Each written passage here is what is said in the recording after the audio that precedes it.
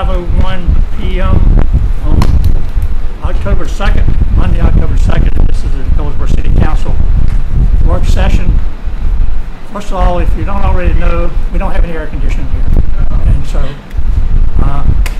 just want to test your endurance and patience. So we're a little bit relaxed in our dress tonight. And but we've got business to take care of. We'll try to move through fairly quickly. At this time, Madam Clerk, if you'll call the roll. Mayor Ham. Present. Mayor Pro Tem Matthews. Present. Councilwoman Jones. Present. Councilman Broadway. Councilman Gaylor. Present. Councilman Bass. Here. Okay, we're all here.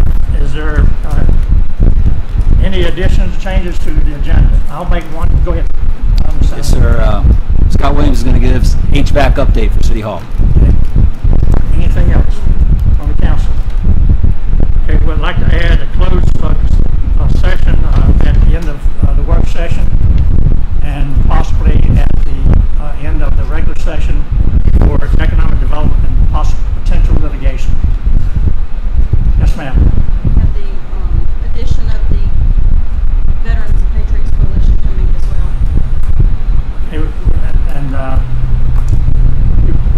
And where's that? Veterans and Patriots Coalition is going to come up during the work session. Work session? New business. New business? New business. Okay.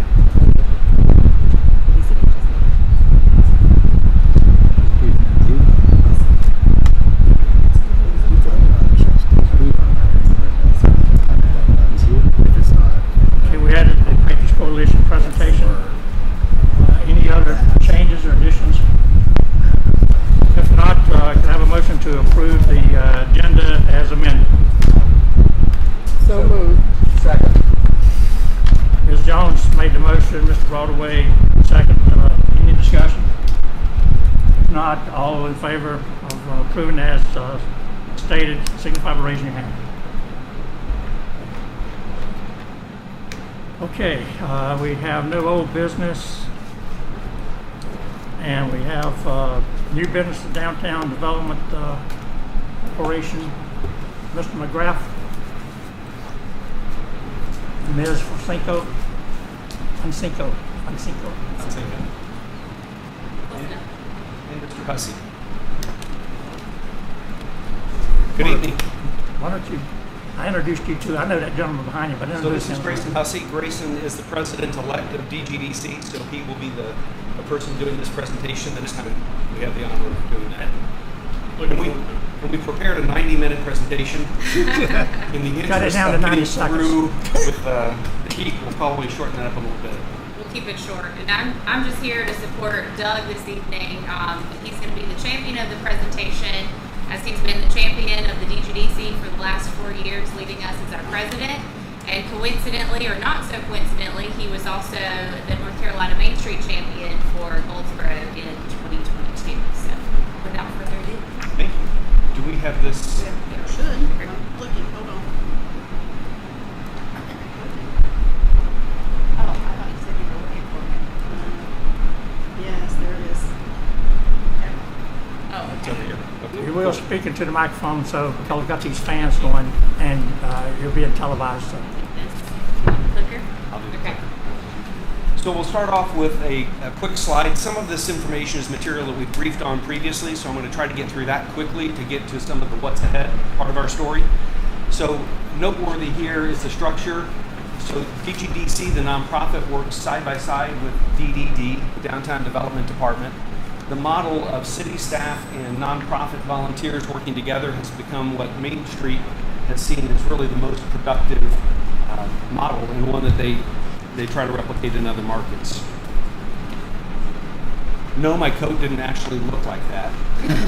Don't know how that picture turned out that way, but the point here is we have a board, directors, 27 members, and then on the 3 operating committees that are historical to DGDC, we have 10 volunteers on the promotions committee, 11 on economic vitality, and 11 on design, and then the newly added merchant committee, which really gives Main Street model something to look at in terms of going forward in other communities.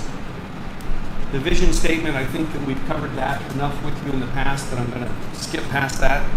I do want to get into some of the numbers here. And again, the numbers, these I think you've seen before, but just to draw your attention to the two columns on the right first. So the second one in, $34 million, is the public investment in downtown Goldsboro. So that is city, state, and federal. And then to the right, you see the private investment of $43 million. So based upon the public investment of $34 million, the private sector has stepped up to the tune of $43.9 million. So, if you were investing, if you were Wall Street, you would love that, right? You'd try to just figure out how to just keep pouring more money into that model because that's an exceptional return on investment. And this includes funds from the state and the Fed. If you peel those out, the return on investment becomes even more significant. I think when you're looking at 125% ROI, it's almost to the point it's not believable. So to blow that up and show that as 500%, I think for the purposes here, we'll stick with the total invested by public and total invested by private. And then to draw your attention to a couple of the numbers in the blue bar down at the bottom, you see over this 10-year period a net job gain of 491 and a net business gain of 77. So you can think back over the last 10 years, all the challenges that we have faced in the marketplace. To post those kind of results during that time frame, I think, is just extraordinary.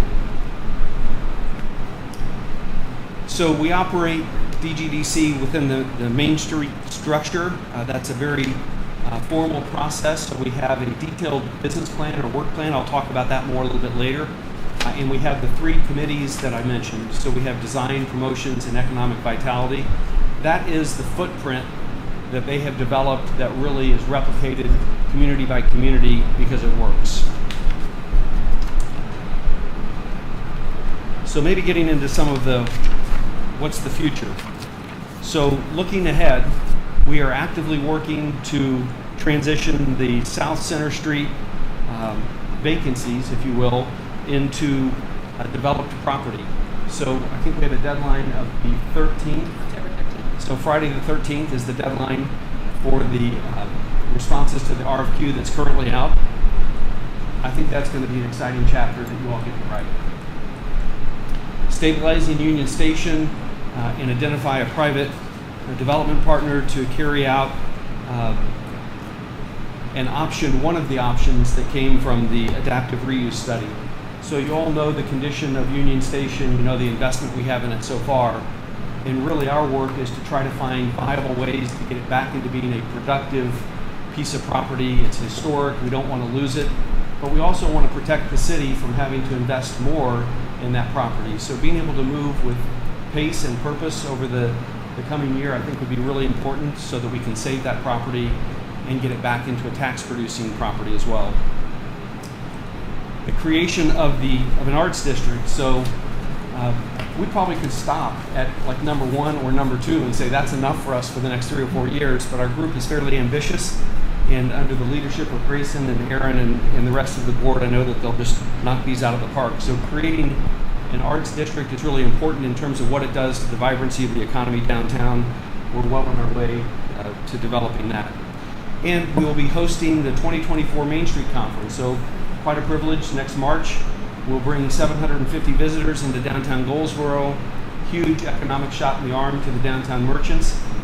And we actually have changed the format a little bit, so I'm proud to explain this. Typically, the Main Street Conference, you travel into a small town and the formal awards dinner is held someplace like the Maxwell Center, and it's catered, and you just look around and you wonder how much of that money is staying in the local community. We've offered a new model to them which will let us fill downtown restaurants and some downtown event space with downtown catering firms so that we can keep that money in our market. Not only is it exciting for us, we're blazing a new trail, but North Carolina Main Street looks at it and says, wow, when you show us how this model works, we can take this to communities that are too small to host, because the benchmark has always been, do you have room for 500 people in one building for a dinner? And those small communities do not have that. So we also have talked about supporting the the residential areas, the blighted areas around downtown. I can tell you that through work by DGDC to exert pressure in the private sector, we could point to properties that already are starting to transition. So we could dig into a Walnut Street property across from Union Station that for years has been an eyesore and has not been a productive piece of any economy. And if you go by that today, you'll see that it's a very different property. Property on Virginia Street that required demo and now has city-approved plans to be able to build upon. So DGDC is continuing to exert pressure not just on the commercial segments in downtown Goldsboro, but also in the residential areas that surround downtown. And to continue to encourage collaboration, you all have heard me say it often enough. My simple approach to that is the one community model, but we can make it more complicated in terms of the collaborative efforts that we're putting forth. So some of the highlights. DGDC is annually recognized by the North Carolina Main Street organization as one of the best Main Street programs in the state. We're proud to draw that attention to Goldsboro. I think that's good stuff. We have secured almost $22 million in grants for the city and downtown in the last 10 years, received over 40 statewide awards. That spans a 20-year span, and one national award. And I think we actually could probably now call that 2 national awards, one through Main Street and one through the Department of Defense. I think we can really point to that as a DGDC success. DGDC board and volunteers contribute about 8,500 man-hours per year. So just think about that as free full-time equivalent positions for the city. Those are folks that are pouring their heart and soul into downtown Goldsboro. That does not include another 4,900 hours that you could argue has DGDC's fingerprints on it for NC Freedom Fest. So 8,500 hours outside of that. And working with about 100 local businesses annually, we generate a little over $80,000 in sponsorship, that goes right back into downtown efforts. So whether that's beautification efforts or whether it is cleanup efforts, our board of directors will steer us through that process. But noteworthy to see that we're bringing something to Goldsboro. We're not just standing here with our hand out asking what Goldsboro can do for us. We host 40-plus events per year. We work to be experts in the field of downtown development. We conduct our work in accordance with the Main Street approach, which I've already mentioned. We work to actively and positively promote the city. So one of the responsibilities of our board members and our volunteer members is to be ambassadors, to constantly think that you're representing the city of Goldsboro in every setting that you're in promoting our great city. And we manage a group of dedicated volunteers to include private sector involvement and investment.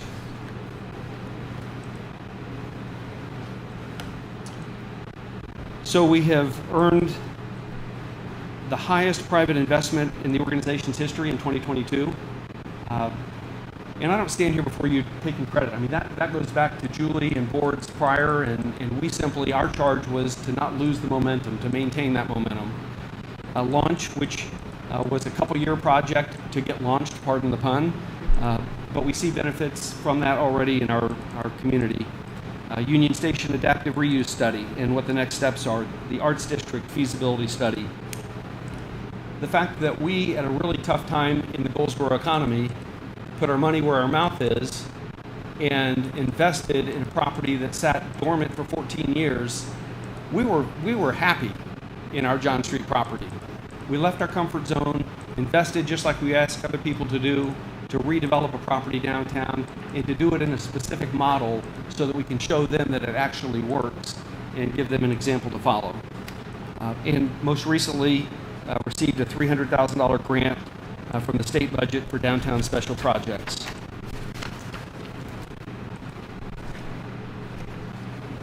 I think I have flown through, but I'm trying to do that in the interest of time this evening and knowing what the conditions are like.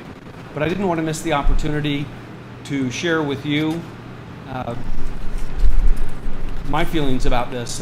The last 4 years in being part of DGDC has been the opportunity of a lifetime It's really exciting to me to be able to turn over to Grayson Hussey and the rest of the board and Aaron and the staff, an organization that I think is really crushing it. And I plan to continue to be in the background and help do my part to keep us going. So, did you have something to say, Aaron?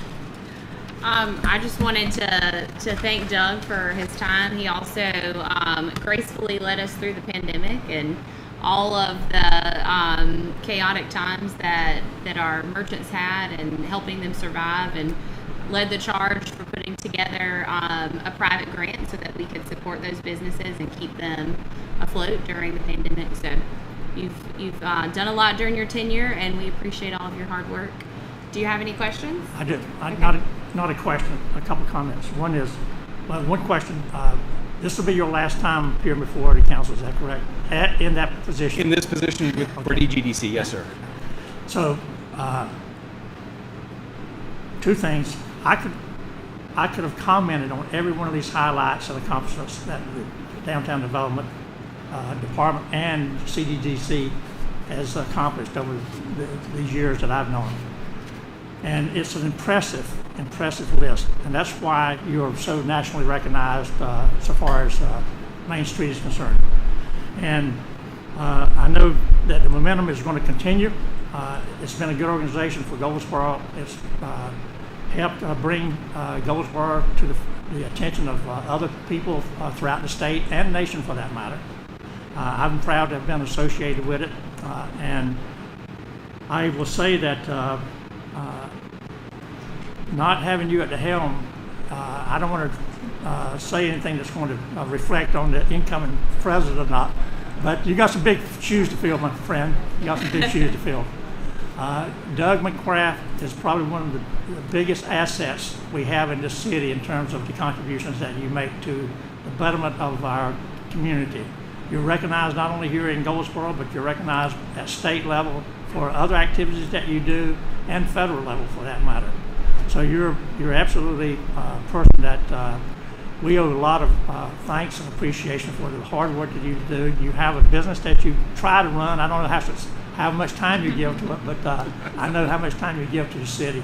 And I can say sincerely, and you know I'm saying this sincerely, because I do have a tremendous respect for you, and I really appreciate, Doug, what you've done for us. Thank you. And anyone else who might want to speak with Phil. Doug, I'd like to thank you. I've been with the Downtown Goldsboro development since we did the celebration years ago. Ooh, And takes me your back. work and work with Aaron and all the way back to Meg, and it's just flowered up. And it only happens through hard work. And you have just personified their work and continue their legacy. And I certainly appreciate it. Thank you. Thanks. I just want to thank you so much. I met you 3 years ago, and I want you to know how highly I respect and admire you and the caliber of person that you are. And thank you for all that you've done. My privilege. Thank you. Thank you. If you know Doug, you know that this is embarrassing him, so he's ready to go. I will say that Grayson is ready for the charge. He served on the executive committee for the last 3 years, and Doug is not going anywhere. He's going to stay on as past president, so that's a requirement. I also want to invite everyone to join us for our annual dinner on Friday, October 13th. That's our opportunity to celebrate all the downtown stakeholders for their successes. So I hope to see you all there. Thank you. And Grayson, welcome aboard, by the way. Thank you so much. Just two things. You're absolutely right that I have some mighty big shoes to fill. So there's a learning curve that comes with that. The second thing that I wanted to mention is, you two specifically, you mentioned that some older projects. Our organization has been working with the city for the past 4 years. What we do over these next 4 and 6, sets the tone for the next 40. And I look forward to the partnership with each and every single one of you. Thank you. Thank you, guys.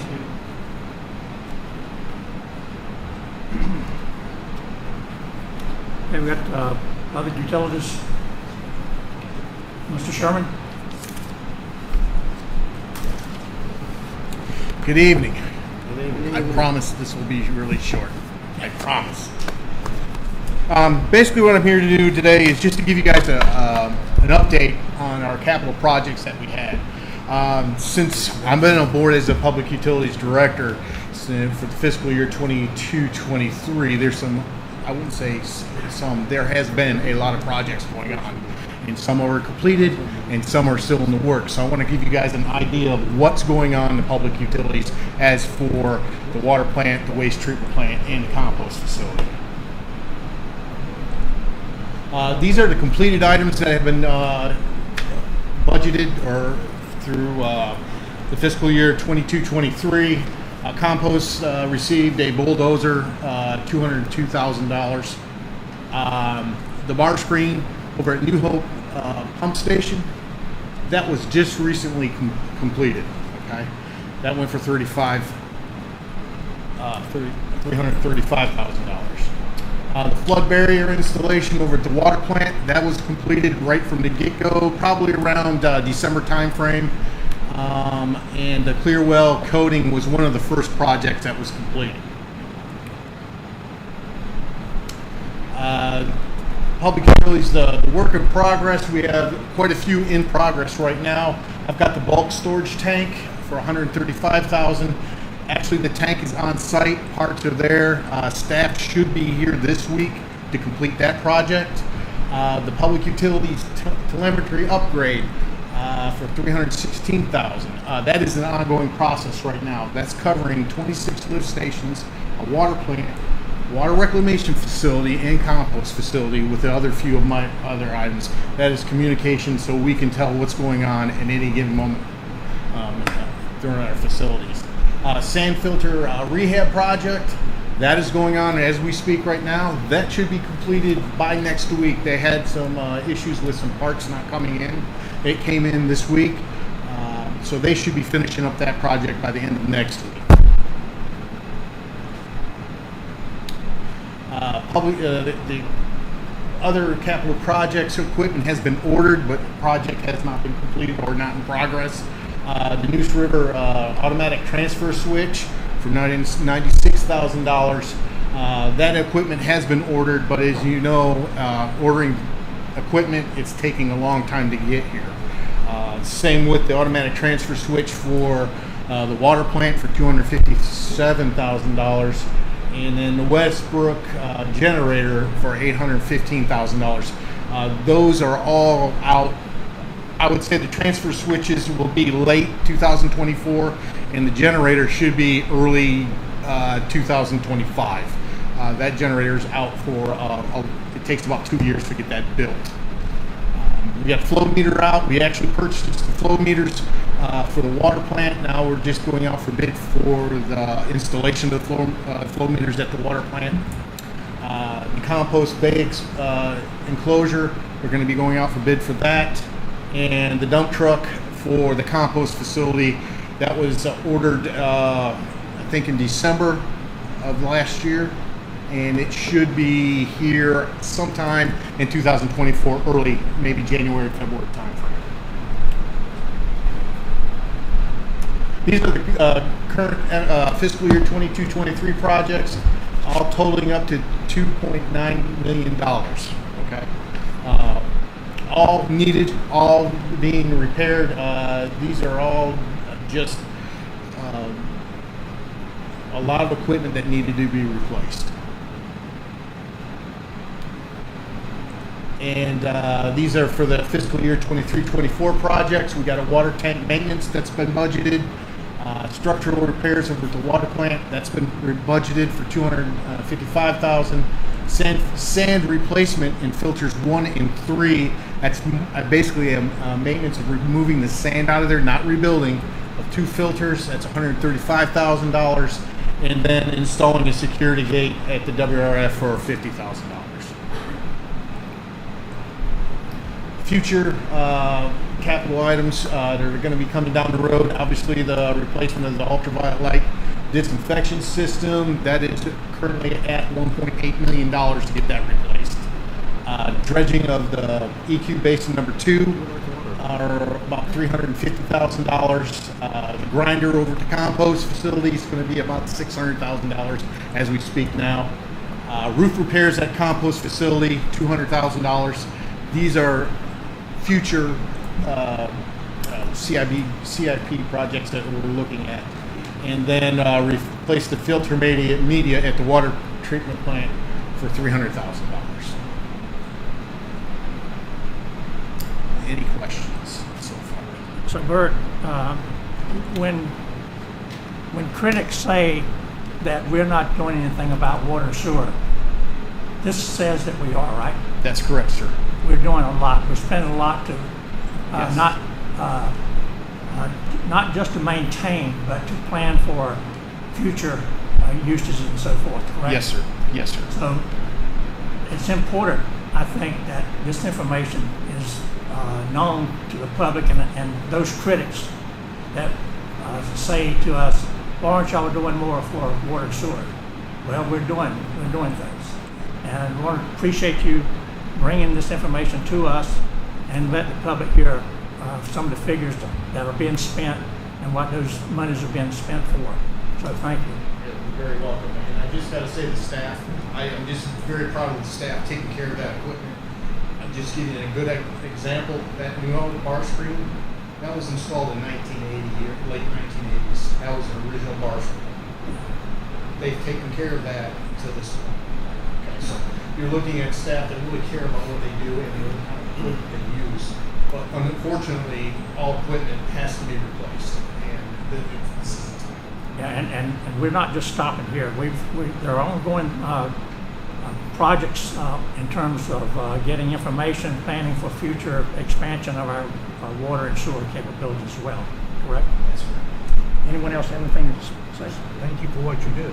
Thank you, sir. Thank you. Okay, Chief West, authorization to purchase 8 2024 Dodge Durango Pursuit vehicles. Good afternoon, Mayor and Council. Good afternoon. Authorization to purchase 8 2024 Durango Pursuit vehicles. The Goldsboro Police Department was approved for $384,000 to purchase 8 Chevrolet Tahoes for the fiscal year 23-24 budget. There is no estimated timeline for when the Tahoes will be ordered, and no guarantee that what we ordered will be available. Law enforcement agencies across the nation continue to be delayed with obtaining price codes on 2024 Chevrolet Tahoes through the statewide procurement and pricing program.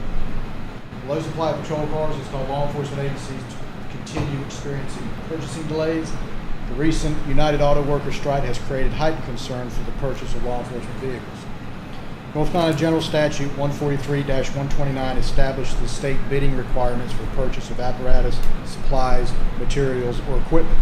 Subsection E9 grants an exception to the bidding requirement for purchase made from contracts established by the state. The Goldsboro Police Department is unable to obtain a price quote on the 2024 Chevrolet Tahoes from the pre-authorized procurement program due to future production demands being uncertain. Performance Automotive is an approved procurement program dealer who has stated they have 8 2024 Dodge Durango Pursuit vehicles on order. It is recommended that the council authorize the purchase of 8 2024 Dodge Durango Pursuit vehicles instead of the 8 2024 Chevrolet Tahoes through the North Carolina statewide government pricing program. Total purchase price per vehicle is $45,928.32, which includes a 10% loan fee, road tax, title, and registration plate. The total purchase pricing, including the loan fee, road tax, title, and registration plates for 8 Dodge Durangos is $367,426.56. Any questions? Any questions? Mayor, what's the loan fee for? Are we financing them, or are we writing a check for them? Finance. Okay. Are your Durangos as good as the Tahoes? Say that? Are your policemen as happy with the Durangos? They seem to be. We haven't taken delivery of any. We've got one that's in a vice status, which is an unmarked. Those officers seem to be pleased with that one. The only difference really between the two, they're both SUVs. The Durango's a little bit smaller as far as cargo area, but hip room and head room in a Durango is a little bit less. That's what So it wouldn't affect officers of the average size, just big, lunky ones like me. So, but other than that, they're okay. So, Okay. any other questions? So, is there a motion to authorize the police department to purchase 8 Dodge Durangos? So moved. Motion, second. Any discussion? If not, all in favor signify by raising your hand. Okay, motion approved. Thank you. Thank you. Okay, who's here from our Patriots Coalition? I see your hat. I recognize the face. I apologize. I don't remember your name. Yes, sir. I should remember your name. I apologize. My name's Eric Bussey. I've met most of you, if not all. President currently of the Wayne County Veterans and Patriots Coalition. Bill Graham and Brian Volk both wanted to be here, but unfortunately they weren't able to be here this afternoon. So thank you guys for taking the time to listen to me today. I wanted to bring to you guys the Wayne County and Goldsboro Veterans Day Parade that's going to be hosted in November, on November 11th of this year. The reason we're coming to you, we've been hosting this event for the last 11 years with only 2 rain-out dates that's had us cancel. And the reason we're coming here today is to ask for the $200 waiver fee to be waived for the parade. With the increase of cost that it's costing us to put these events together, any little bit that we can have help, it definitely helps us with what we can do for the community. Veterans Coalition is asking us to waive the $200 permit fee. Is there a motion? So moved to waive the $200. Is there a second? Second. Motion's made and second. Any discussion? I'm sorry.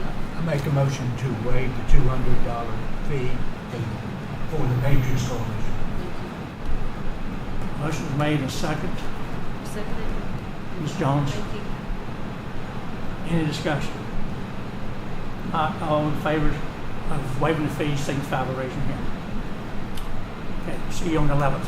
Thank you, sir. 11/11, 11/11/11. Yes, sir.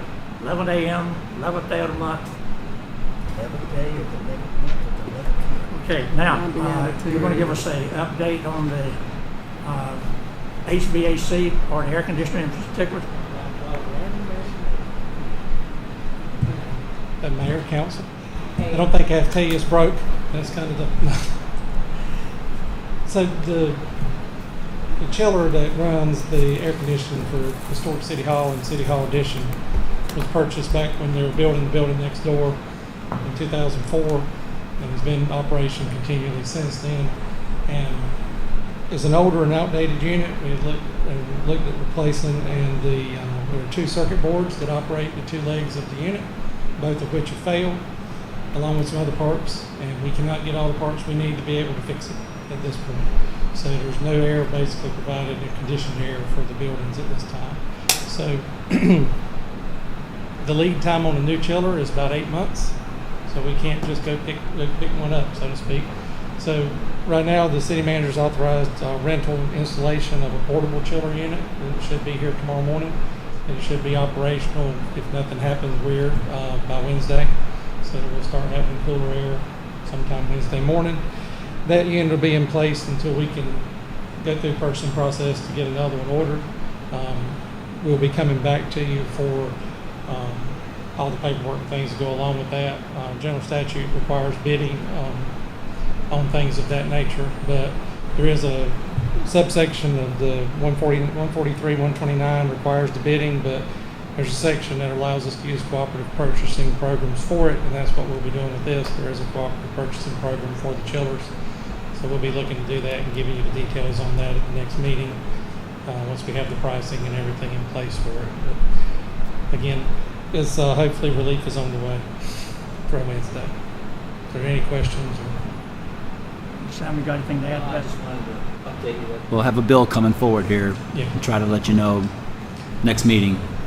Yeah. It's not going to be cheap, is it? No, it's we don't know exact pricing on that. Maybe somewhere probably around the 400,000 or so, and the rental is around 160 before we get done with the rental fees and things at the end. All right, sir. Thank you very much. So we're moving along pretty quick. We're going to go ahead into our consent agenda items at this time. Ms. Simon, you want to? Contract award for 2023 resurfacing project.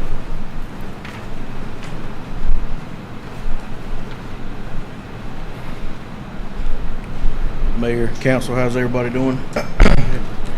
So this is for the 2023 resurfacing project. We opened bids August the 31st. We did receive 3 bids. Daniels Incorporated of Garner submitted a low bid, $278,150.95. We also got bids from Barnhill. They were at $283,288.20, and ST Wooten Corporation submitted a bid for $433,746. We are going to be resurfacing Carolina Street from Ash to the railroad overpass, and then we're going from Vine Street from North Carolina Street up to George. We had some sewer rehab projects and some storm drain projects going on in the area, so we went ahead and took care of those before we did the resurfacing work.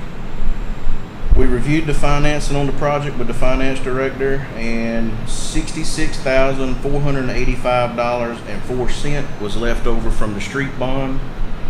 $57,000 will be allocated from a state grant, and $154,665.91 will be coming from fund balance. And it is recommended the City Council by motion adopt the attached resolution authorizing the mayor and city clerk to execute the contract in the amount of $278,150.95 with Daniels Incorporated of Garner. Any questions? John, did you say when this is scheduled to begin? Well, once we get it awarded, we have to send the contracts off to get signatures. They'll send it back to us. Then we'll have to get, the mayor and all to sign, and then we set up a pre-construction meeting. We're probably still a couple months away. Okay. So by the end of the year, they should be starting construction. Very good. Thank you for the work on that. Yep, no problem. Next item, Jonathan. You got the next item? Yep, got the next one too. So next up is the lead and copper inventory project. This was the unfunded mandate that y'all probably heard Bobby talking about. So we tried to open bids for this one as well on August the 31st, but we only received 1 bid, so we had to do a rebid. We rebid for an additional 10 days, and we opened up the bids on September the 19th, and we received 2 bids on that time. Duke's Root Control submitted the low bid for the lead and copper project for a total cost of $2,037,500. And then Performance Contracting, we got a bid from them for $3,091,323.47. So there's a lot of commas up there. So this work, we're going to have to go around and we're going to do visual inspections at the meter box for approximately 10,000 water services. This is pre-1987, so we've identified through our GIS that we've got about 10,000 of those services. So we're going to do 7,000 visual inspections, and these are just rough numbers. This is just kind of percentage-wise. And then we're going to do 3,000 where we've got to dig up. That's just a bid item, so we don't have to do a change order at the end if we have to. There'll be a few ways they can check it. They can do a scratch test, they can do a chemical test, or they can test it with a magnet. But we reviewed the financing with the finance director, and $1,982,440 is allocated in the 23-24 budget, and the remaining $55,060 will be allocated by budget amendment. It's recommended that City Council adopt the attached resolution authorizing mayor and city clerk to execute a contract in the amount of $2,037,500 with Duke's Root Control. Any questions? Any questions? This is a non-funded, mandated, unfunded. By the EPA, the federal government. Yes, sir. And the identification of these meters or the lead copper, is this what Jeff Cook has been involved in, going around and have identified those?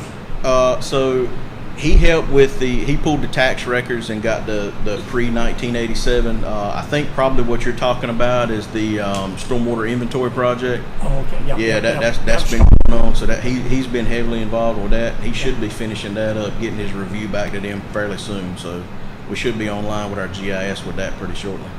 Okay. Hopefully by the end of the year. All right, sir. All right, appreciate it. Thank Thank you. y'all. Ms. Gwynn, operating budget amendment?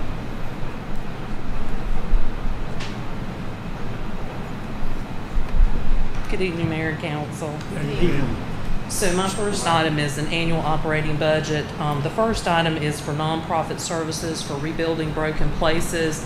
On July 17, 2023, the council agreed to allow Rebuilding Broken Places some additional time to submit their audited financial statement, and when received would be amenable to reappropriating the funds that they had allocated in FY23. They have submitted the missing information and have met all the requirements for funding, so I've prepared this budget amendment for you at this time in the amount of $13,616, and this will be an appropriation of fund balance in the general fund. The second item, which Mr. Perry had just talked about, was the lead and copper inventory. Council had already authorized appropriation of $1,982,000 as a transfer from the utility fund into the forthcoming capital project fund for the lead and copper inventory. They are short by $55,060, and at this time, in order to award the contract, we are asking for an additional appropriation out of the utility fund balance of that amount of money. So that's all that I have for the operating amendment. Any questions? Okay. Okay. So my next item is the establishing a grant project fund ordinance for the lead and copper capital project fund. As Mr. Perry just got through telling you about the EPA regulations that have overhauled the lead and copper rule, this is an unfunded mandate, and we are required to produce this inventory by October 16th, 2024. They've issued the formal bid, which you have heard that discussion. The expected contract amount is $2,037,000 to Duke's Root Control, and at this time we need to appropriate the expenditures in a capital project ordinance in order for the work to move forward. So we are asking you to authorize the grant project ordinance in the attached. Any questions? Okay. My next item is a resolution to approve the insurance broker agreement for fiscal 25 through fiscal 27. The city conducted the RFP process December 2020, and the broker, Arthur J. Gallagher, was selected to represent the city of Goldsboro. We requested a contract of 3 years, which covered fiscal 22 to fiscal 24 at a cost of $45,000 per year for a total of $135,000. The proposal was prepared such that we could extend the agreement as long as the city was satisfied with the performance of the broker. The Gallagher assists the city with procuring many types of insurance coverage, which I listed them all. There's probably close to a dozen that the city has to have coverage on. They also assist us with preparing the very lengthy insurance applications that we have to do each year. They've done a good job managing the various claims that we file each year, and they also provide resources to assist the city with risk assessment and mitigation, such as consultants and training resources. And keeping the continuity of the broker due to it because of the city's complex operation is very important. So the broker is amenable to the same terms, $45,000 per year for the term of fiscal 25 through 27. And so we're asking the council to approve the staff to engage in a contract for the next 3 years. And the reason that we ask now is we actually have to start working on insurance applications the first of the year. So we wanted to go ahead and get this taken care of so we could get an agreement in place. Any questions? Okay. So my next item is to accept or reject the initial bid and authorize finance to advertise for upset bids for 305 Pearson Street to Miss Melissa Bonham Gill. The staff has received an offer on city-owned property, and council must either accept or reject the offer.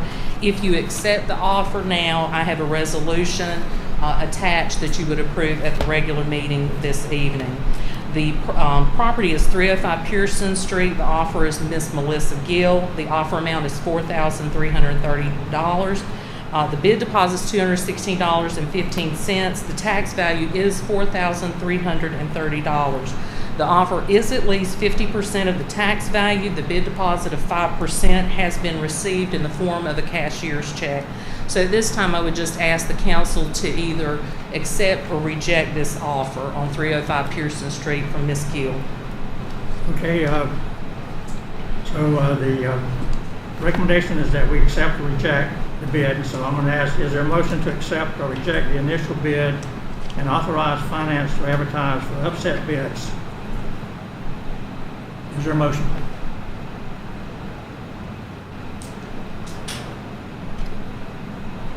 Okay, want to accept the bid?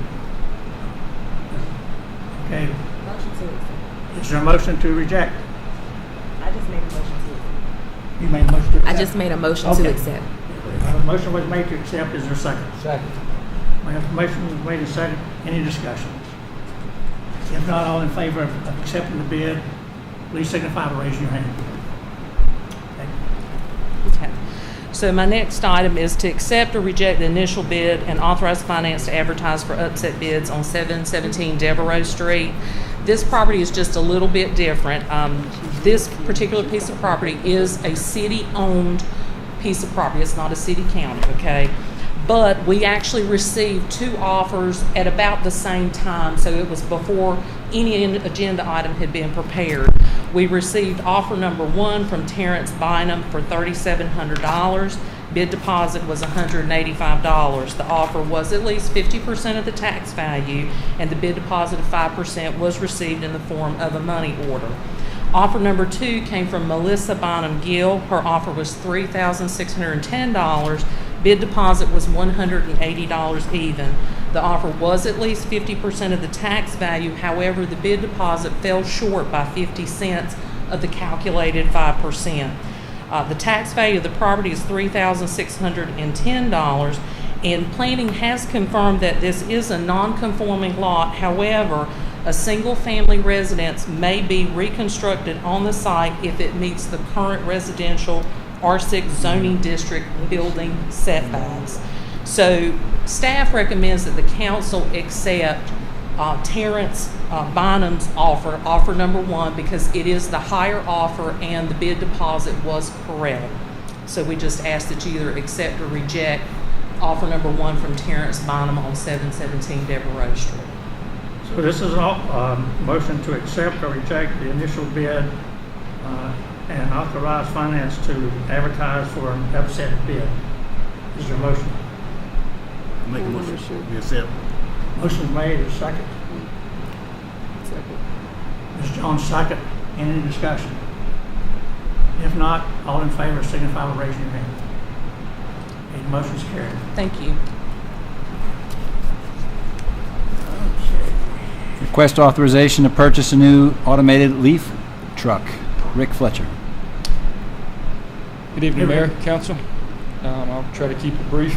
I have item L, request authorization to purchase a new automated leaf collection truck. The Solid Waste Collection Division has 5 leaf trucks. Year model is 1999, 06, 07, 2010, and a 2019. As y'all know, we've had issues in the past because of equipment downtime and delays.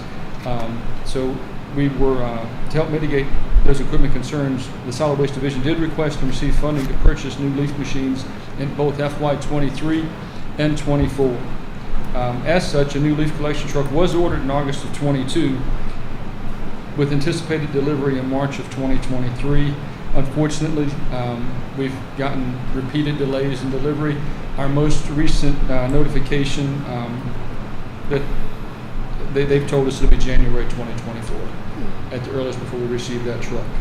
So the purchase of a new automated leaf collection truck was actually authorized in this fiscal year, FY 2024, for $300,000. Carolina Industrial Equipment has several automated leaf collection trucks available to purchase for $275 plus the $2,000 tax tag and title we have to pay. The representative did confirm as recently as last week that they can deliver a truck to us within 7 to 10 days, the automated version. So we're recommending that by motion approve the purchase of a new automated leaf collection truck from Carolina Industrial Equipment through the North Carolina Sheriff's Association for a total of $277. Any questions? Thank you, Rick.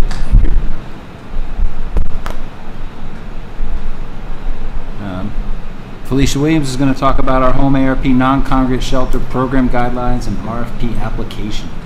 Good evening, Ms. Williams. Mayor and Council. I have before you the Home ARP non-congregate shelter program guidelines and RFP application. The city has been allocated $907,913 of home ARP funds by the U.S. Department of Housing and Urban Development to assist individuals or households who are homeless, at risk of homelessness, and other vulnerable populations. On January 23rd, Council voted to approve splitting the allocation at 60-40, with 60%, $463,035 being allocated to non-congregate shelter, and 40%, $308,690 being allocated to supportive services. Home ARP funds may be used to acquire, rehabilitate, or construct non-congregate shelter units to serve individuals and families in the qualifying populations. Eligible costs include acquisition, demolition, development hard costs, related soft costs, and replacement reserve. Home ARP funds may not be used to pay ongoing costs of operating home ARP non-congregate shelter or to convert to non-congregate shelter housing. The Community Relations and Development Department has developed a thorough and detailed program guide and RFP application pursuant to CPD Notice 21-10, the requirements for the use of funds in the Home ARP program.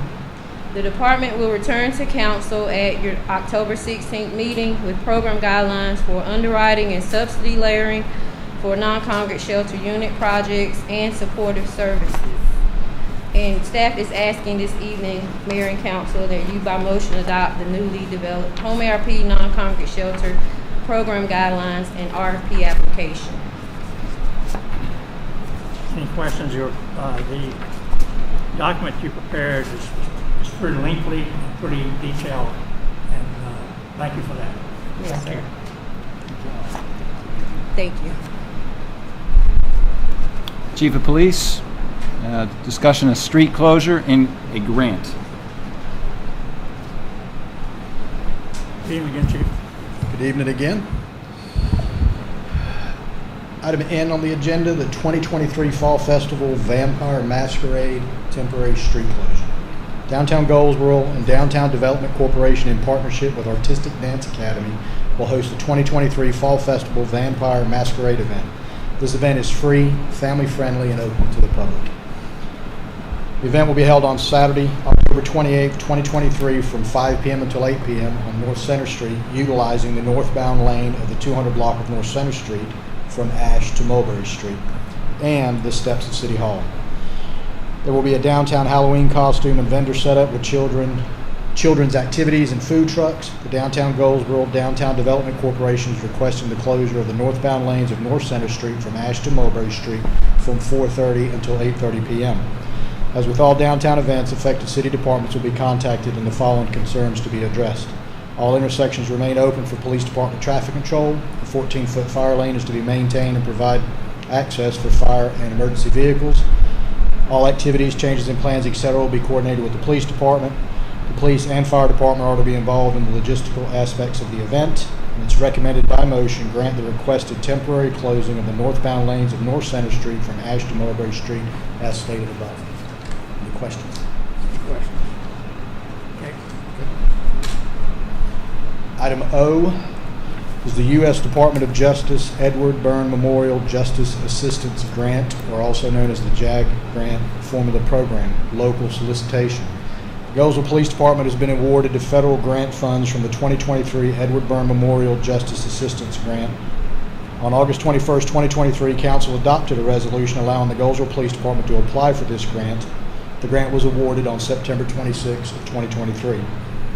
The grant was approved for the Goldsboro Police Department to purchase 4 in-car camera systems and IFAC, which is an individual first aid kit, in the amount of $29,412.81 to record officer interaction with the public and first aid for actual or potential violence that threatens officer safety. And the Wayne County Sheriff was approved to purchase IFAC kits for their deputies in the amount of $18,269. It is recommended that the attached resolution be adopted authorizing the Goldsboro Police Department and the Goldsboro City Manager to accept the award for the 2023 JAG funds in the amount of $47,702 and authorize city officials to execute documents required for the award. Any questions? Thank you, Chief. Thank you. Thank you, Chief. Item P is ratifying the actions taken regarding the properties at 800 and 808 West Grantham Street. The City of Goldsboro owns properties at 800 and 808 West Grantham Street. An offer to purchase the properties was made, and the Finance Department brought an agenda item to the council meeting on May 1st, 2023, to accept or reject the initial bid and authorize finance to advertise for upset bids for the property. Council accepted the bid and authorized finance to advertise for upset bids. Two Farms Incorporation was the winning bidder for the property and has started the process to purchase the property. In the May 1st, 2023 meeting, Council authorized the mayor to execute the contract or deed. The agreement was signed by the city manager on June 27th, 2023, and an amendment to the contract of sale was signed by the city manager on September 25th, 2023. A resolution is needed authorizing the city manager to sign the agreement and any amendments to such. Otherwise, the agreement must be revised with the mayor's signature. It is recommended the council adopt the resolution authorizing the city manager to be the signatory for all documents relating to the sale of the properties at 800 and 808 West Grantham Street, as approved by council on the May 1st, 2023 meeting. The original agreement is attached. Are there any questions? No questions. Madam Clerk? Good evening, council. Can y'all hear me? Okay, sorry. Let's get this thing. Here we go. Thank you, Brad. I have advisory boards and commission appointments. There are currently several vacancies on advisory boards and commissions. It's necessary that additional appointments be made to fill these vacancies. Applications are also solicited from the public. The City Council met during the work session on September the 18th to review vacancies and applications received to fill the current vacancies. With these appointments, one position on the Recreation Advisory Commission, one position on the Mayor's Committee for Persons with Disabilities, and one alternate position on the Historic District Commission remains. It is recommended that council adopt the attached resolution appointing the members to various advisory boards and commissions and committing those individuals who have served. Also, council, we have received today a resignation to the Planning Commission for April Rojas. So you have two applications in your folder that we placed in there for you. Both citizens have selected the Planning Commission as their preferred board. We would like to see if we could get this appointment made at the next meeting before Planning Commission meets again so that they have representation on that board.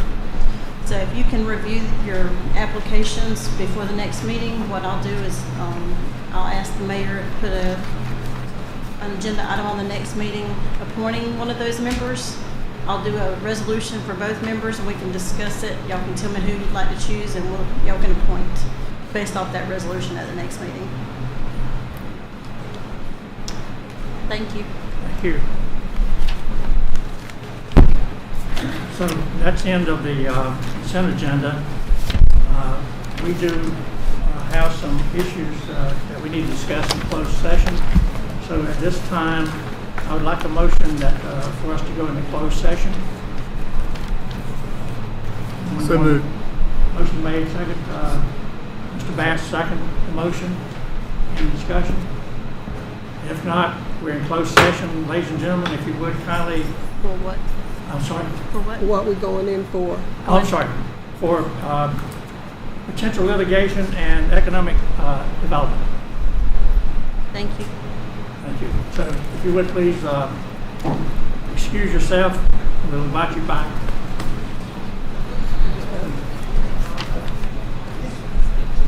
Laura, do we need to vote?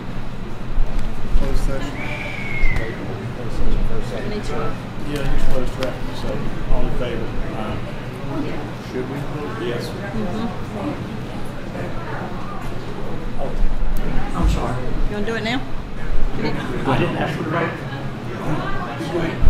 Just talk about it. Okay, hold on a second. Hold on a second. All in favor of the closed session, signify by raising your hand. Thank you. Go back on the open session, clerk will just put on the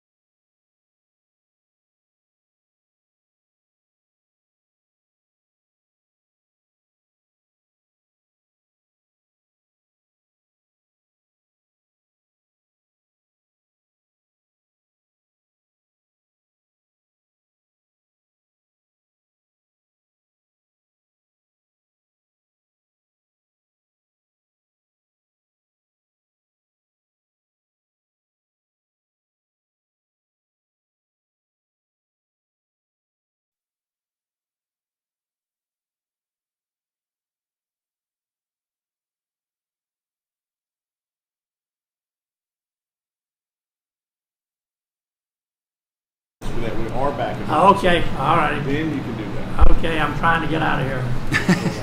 We ain't going anywhere. We're gonna be back in 15 minutes. Okay, Mayor, we're back open.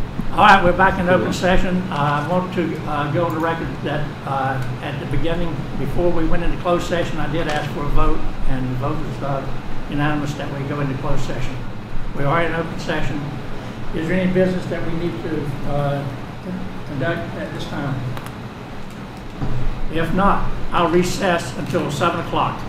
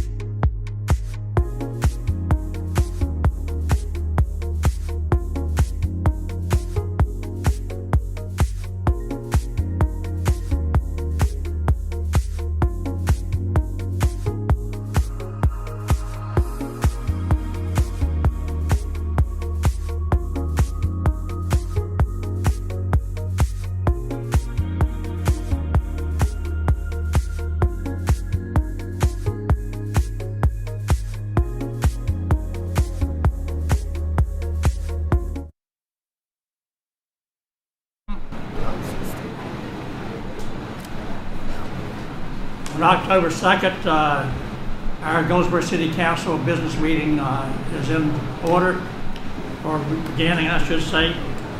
I'm going to call the meeting to order and ask the clerk to call the roll. Mayor Ham, Present. Mayor Pro Tem Matthews, Present. Councilwoman Jones, Present. Councilman Broadway, Present. Councilman Gaylor, Present. Councilman Batts. Here. Before we stand up and say our prayer, if you don't already recognize, we don't have any air conditioning. Our system went out. As you may be aware of, parts are hard to get. Our public works folks are trying to get the parts or a replacement, whichever. We will have air conditioning sometime, hopefully in the near future, but tonight we don't, so we'll try to make this quick. At this time, if you'll stand, and Archbishop Anthony Slater just wants us to come and say the prayer, then we'll follow that with the Pledge of Allegiance. Evening. Hold on a second.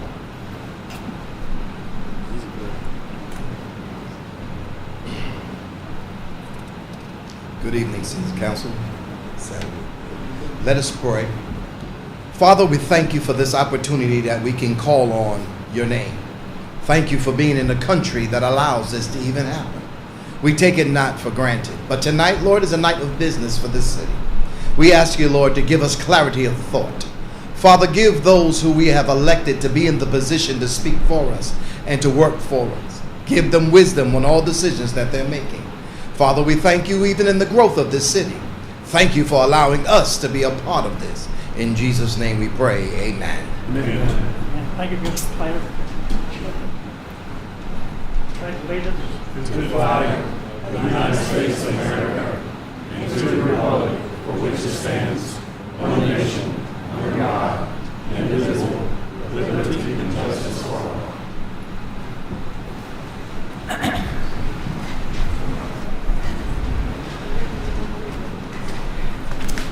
And we're going to try to move through fairly rapid tonight, ladies and gentlemen, so for your benefit as well as ours.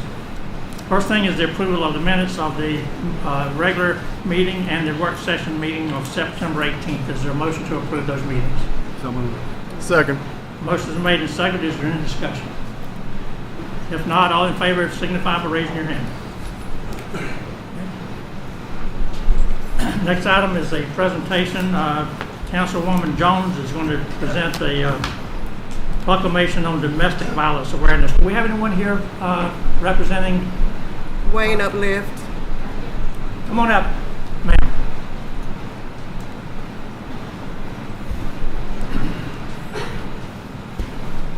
I apologize for loud voices, but with fans going, it's just imperative that we speak loud. And thank you, ladies. Councilman, and we're going to let you speak at a certain point. National Domestic Violence Awareness Month Proclamation. Whereas the crime of domestic violence violates an individual's privacy and dignity, security, and humanity due to systematic use of physical, emotional, sexual, physiological, and economic control and or abuse, including abuse to children and the elderly, and whereas the problem of domestic violence are not confined to any group or groups of people, but cut across all economic, racial, and social barriers and are supported by social indifferences, and whereas the impact of domestic violence is wide-ranging, directly affecting individuals and society as a whole, here in this community, throughout the United States, the world, and whereas it is battered women themselves who have been in the forefront of efforts to bring peace and equality to the home.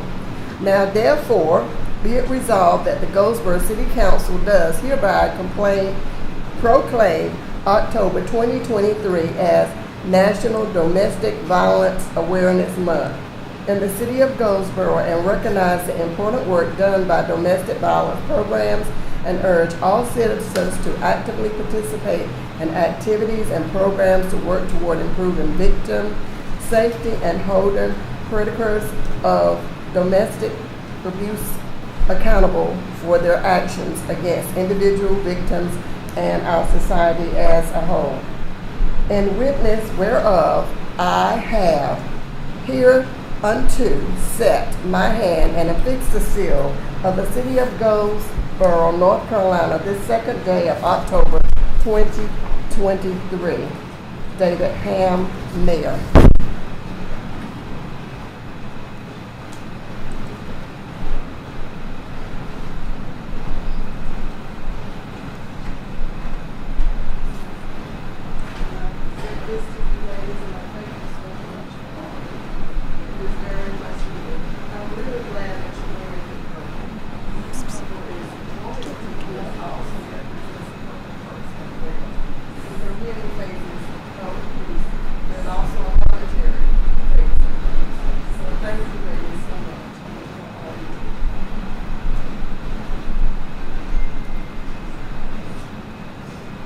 They may have something they want to say too, Ms. Jones. Bless you. Bless you.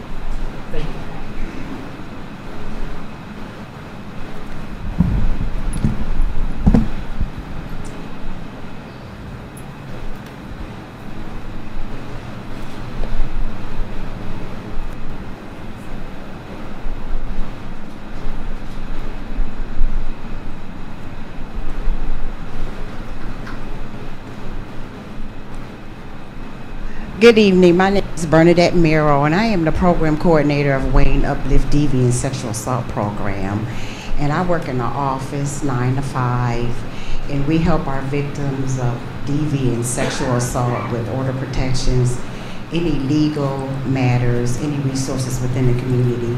We have left some pens and pamphlets in Spanish and English for you, and in there you will find the services that we provide, a safety plan, and our number is 919-736-1313. So if you know of somebody that is going through domestic violence or sexual abuse, or you think they are, you can have them to give us a call, or you can call in their behalf, and we'll get the information and we'll call them if it's safe to call them. But typically, we like to talk to the clients just to make sure that this is the service that they want and they're reaching out to. And this is my office manager, Andrea, and she'll talk to you a little bit about the shelter. Good evening. My name is Andrea Ajabe, and as she mentioned, I'm the shelter manager. At the shelter, we house ladies. We have 14 beds that are available, women and families who have been affected by domestic violence as well as sexual abuse. And so we offer emergency shelter for them. It is temporary, but we try them while they're there to get them to their next, whatever that is, as they transition from that domestic violence situation. So that looks like giving resources for counseling, legal, daycare, a lot of things that the office assists with. Once the ladies have completed intake at the office, they'll be at the shelter where we will continue to assist them in that manner. So first of all, thank you ladies for the job that you do, and you serve a very important function in our community here.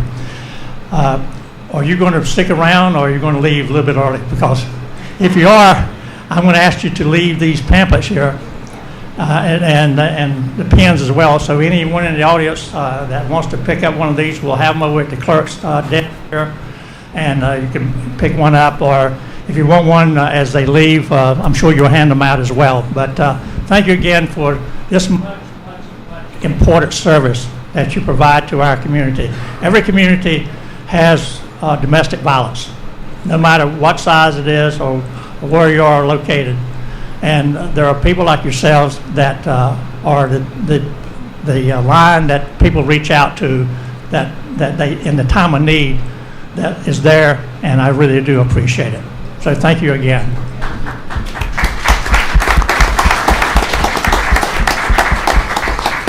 Is there anything you wanted to say about your poster here? Yes, this is a poster that we have in our office. This is what domestic violence is, because it's not physical. It depends They can use the system, sexual, academic, verbal, economic, financial, and physical. And the power and control. And cycle. This is the cycle of abuse. You have the calm phase, the tension building, violence or explosive incidents, and the honeymoon.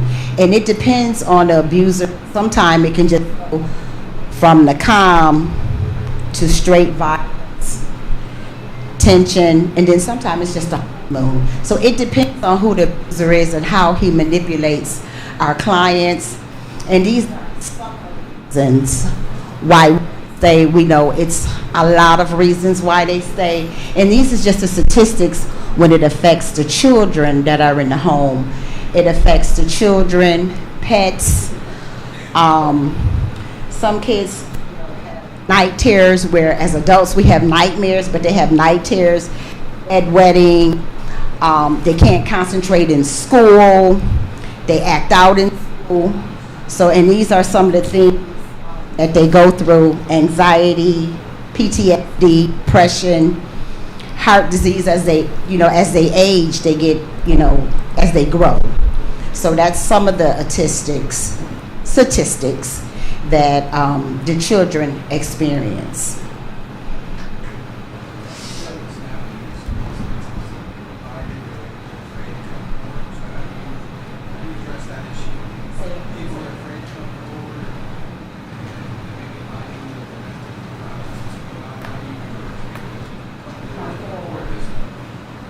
Well, when they give us a call, we find out if it's, first of all, safe to talk to us. If it's not, then we invite them to our office, if that's safe.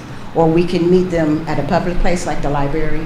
It has to be somewhere safe where the abuser may or may not know. And once you show them the power and control, because some women think that because I give it back to him, he's fussing, he's arguing with me, and I give it back to him. That's not abuse, but it is. It's abuse. If it's just verbal abuse, that's still abuse.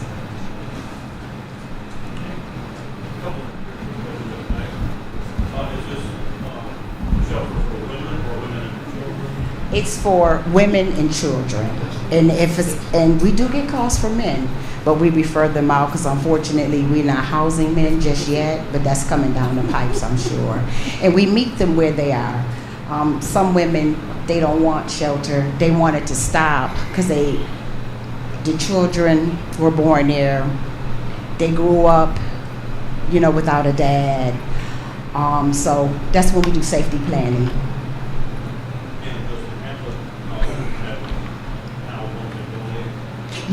Yes. If you want to donate, you can certainly give us a call at the 919-736-1313. Or if you go online, the website. Yeah, and all of that's in our pamphlet. And we have cards too with the website address on there. Okay, ladies, thank you again for all the work that you do.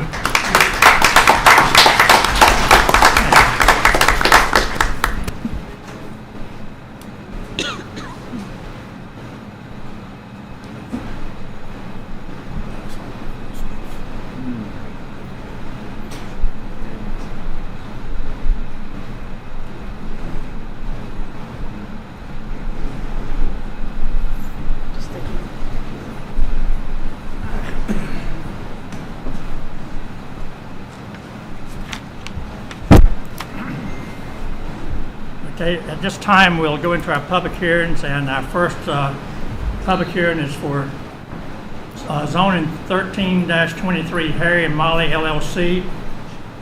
And I'll open this up after the presentation by our planning department to anyone wanting to come forward and speak for or against, but I'll announce it again. So come on up, Mr. Houghton. Thank you, Mayor. Can everybody hear me? No.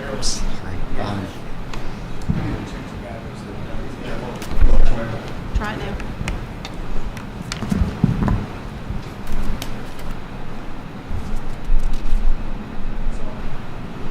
Can you hear me?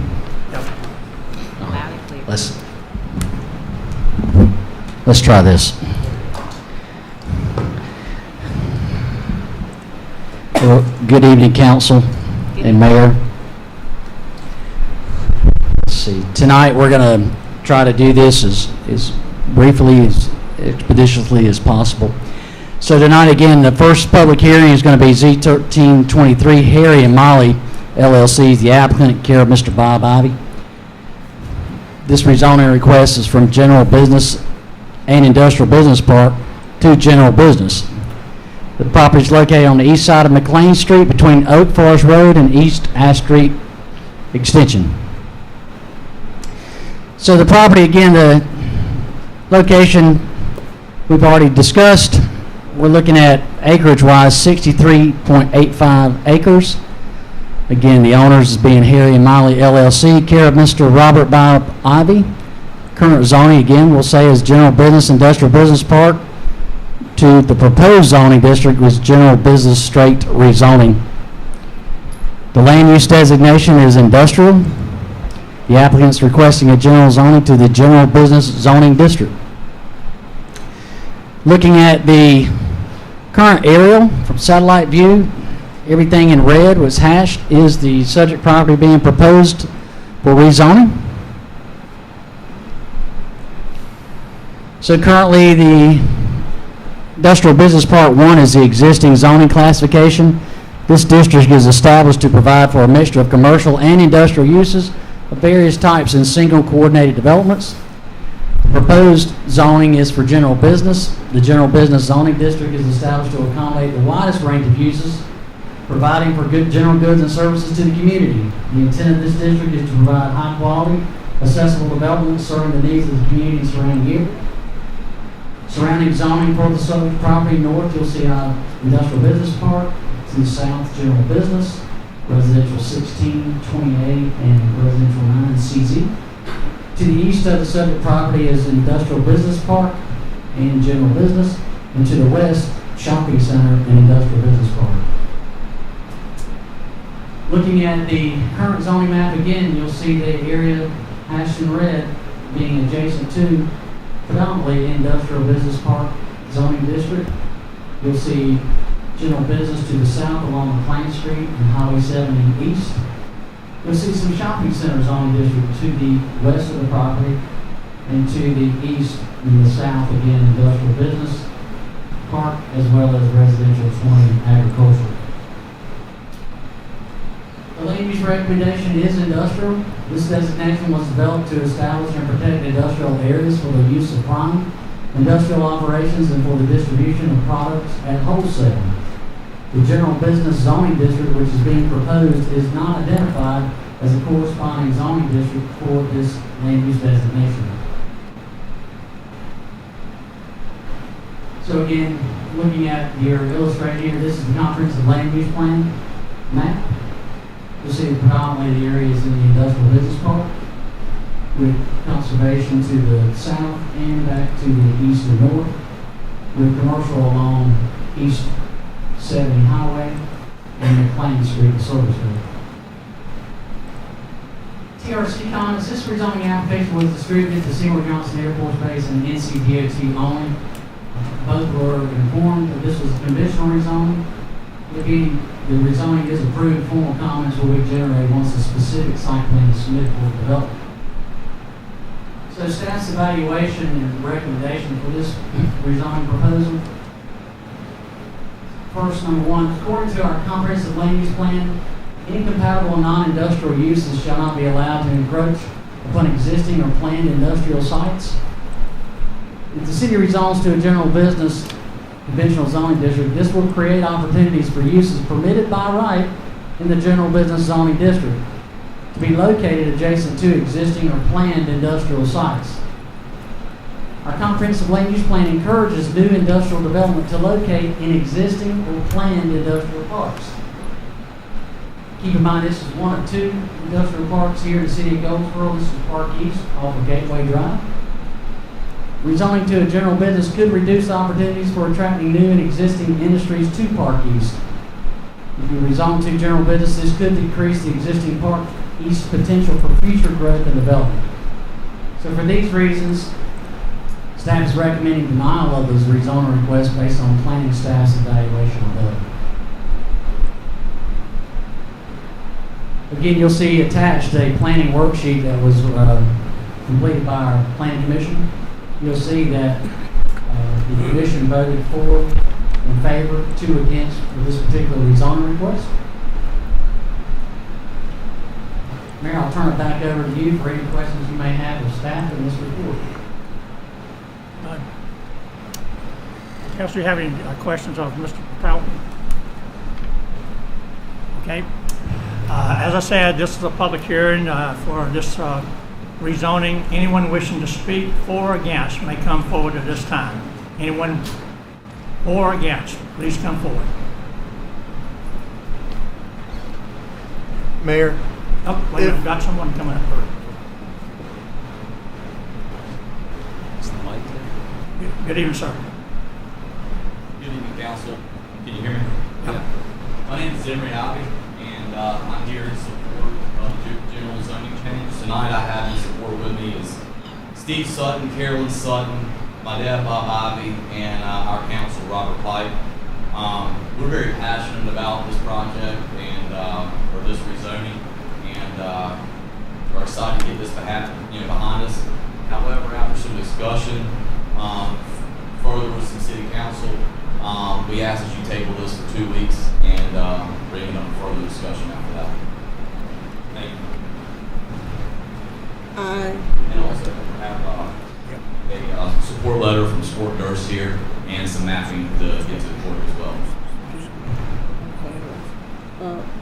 Mayor, I move that we table, unless, I move that we table 2 weeks. for 2 weeks, yes. We have a motion on the table.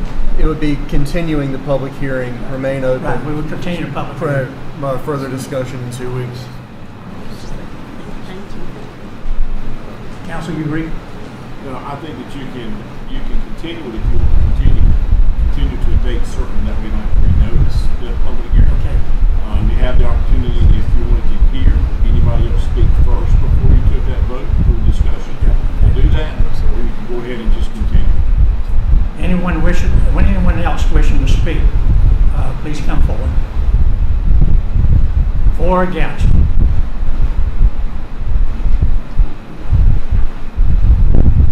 Good evening, sir. Good evening. Neither for or against. Introduce yourself. Carl Landgren, and actually neither for nor against. I don't have enough information, but it was more of a matter of curiosity. Have specific industries, manufacturing facilities, businesses have they applied for permits for this region if it's moving forward? Or I was just curious what this might look like. I'll direct that question to our planning director.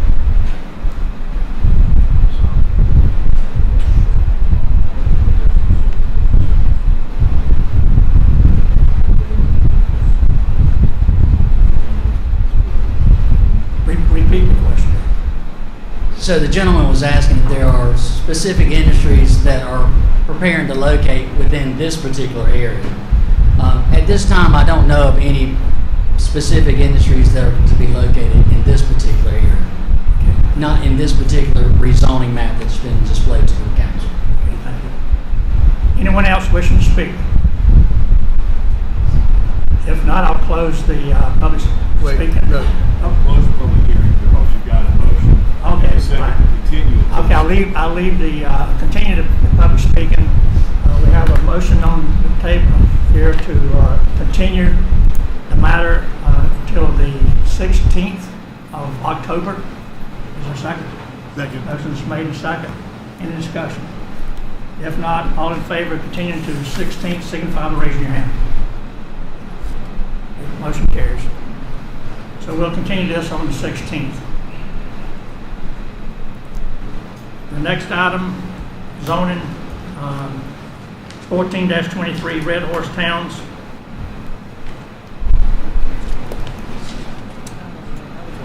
Thank you, gentlemen.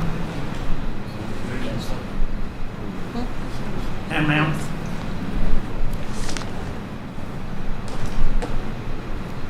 Yes, sir. Thank you, Mayor. moving on to Z1423 Red Horse Towns. This is a rezoning request for the development of 89 townhomes to be located off of Country Day Road and Ashley Avenue.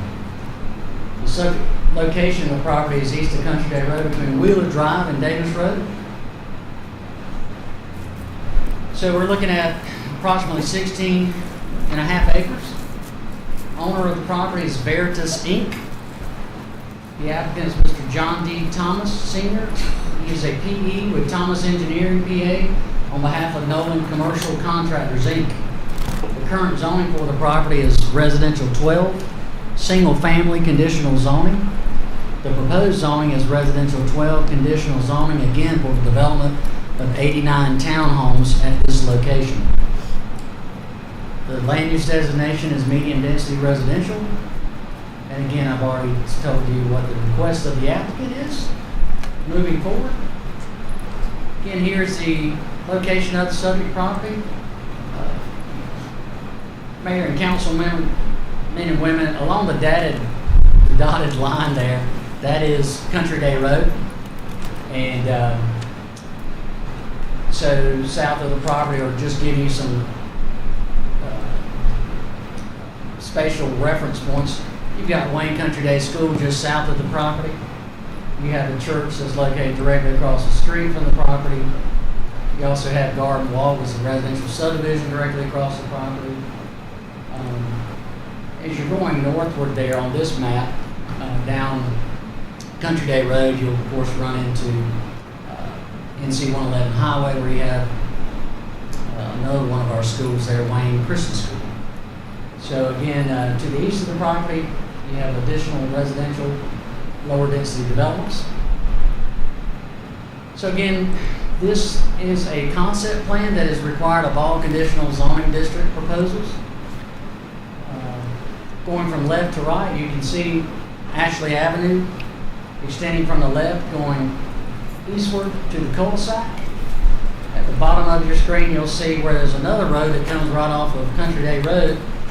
Country Day Road actually provides also another access to the site. So again, at this time, you have two means of access off of this illustration, one off of Country Day Road and one off of Ashley Avenue. Country Day Road is a state-maintained street. Ashley Avenue is a city-maintained street.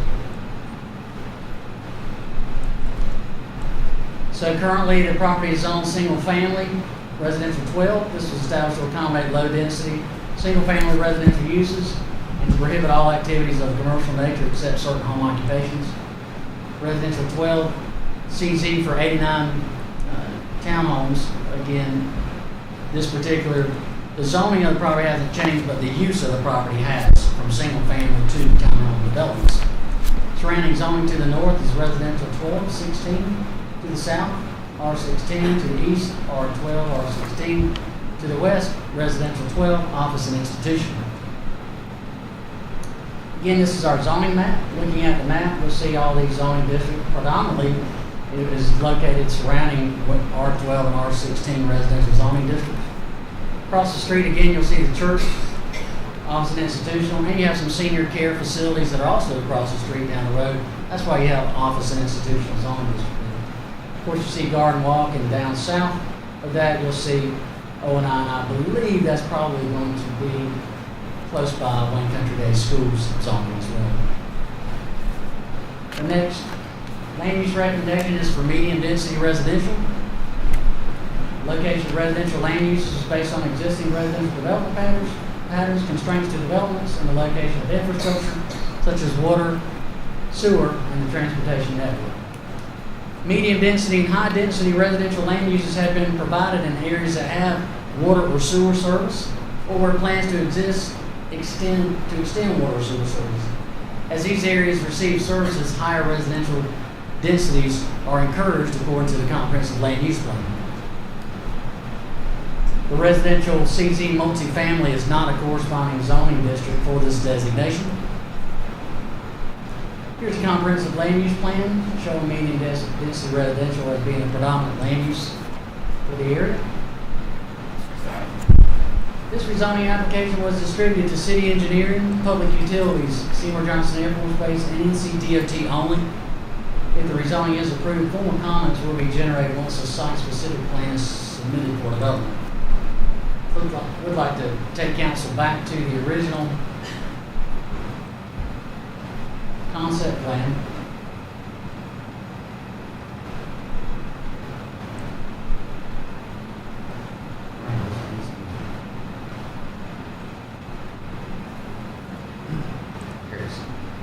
Okay, so DOT is going to be requiring turn lanes off of Country Day Road, as well as potentially off of Ashley Avenue.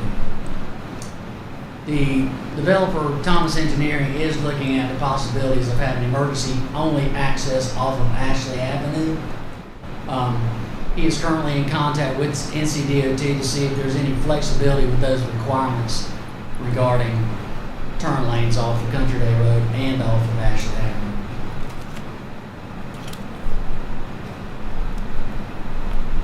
Mr. Thomas will be here to provide comment to council in just a second. So staff's evaluation and recommendation. Staff's recommending approval of conditional rezoning request based on the fact that the development would not be out of character with the overall residential use of the surrounding area. This development would also aid in satisfying the growing demand for housing in Goldsboro. The availability of sewer and water does support a higher density development. However, staff is recommending the following if this rezoning request is approved: that two primary means of access shall be provided to the proposed townhome development. One off of Country Day Road, which is being proposed. Again, the other's off of Ashley Avenue, which is also being proposed, but again, the developer would like to seek some relief off of Ashley Avenue because of the cost incurred with such type of development. So again, referring to your tax worksheets, you'll see where the Planning Commission voted 6 in favor, 0 against. Mayor, does you have or council have any questions, staff? I do. Mr. Talton, so as you know, I'm on, that's going to get a little reverberate, but we'll work through that. So the DOT MPO, that's right, acronym, Department of Transportation, Goldsboro Metropolitan Planning organization that helps to figure out how we're going to supply roads and traffic for all of this. With previous liaison having exited the organization, I know you've been trying to bring yourself up to speed with all the different conversations. What, if anything, can you talk about discussions with DOT about, especially that intersection of Country Day Road and Paytown?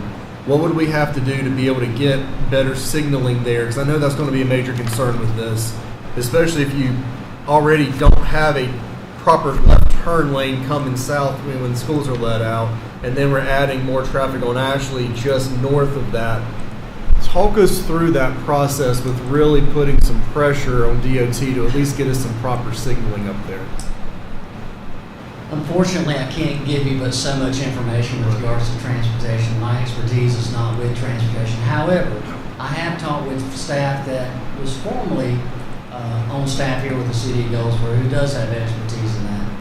And right now, they are in contact with the developer. I think the developer probably could share more with you with their discussions with DOT. I know in my discussions with NCDOT, they are still standing strong with the city's recommendation that 2 means of egress be provided to the development. And unfortunately, that's probably going to incur a turning lanes to be installed there. With regards to the signaling systems, I really can't tell you any more than without conversing with NCDOT in detail. All right. Thank you, Mr. Johnson. Any other questions from Mr. Talton? Well, for me, safety is very, very important. And those signaling, those traffic turns, and how traffic is going to maneuver, how people are going to get around that, travel through that, that's very important to me, because we all need to be safe in our driving, and we don't want any more accidents. So I'm very concerned about that. Yes, sir.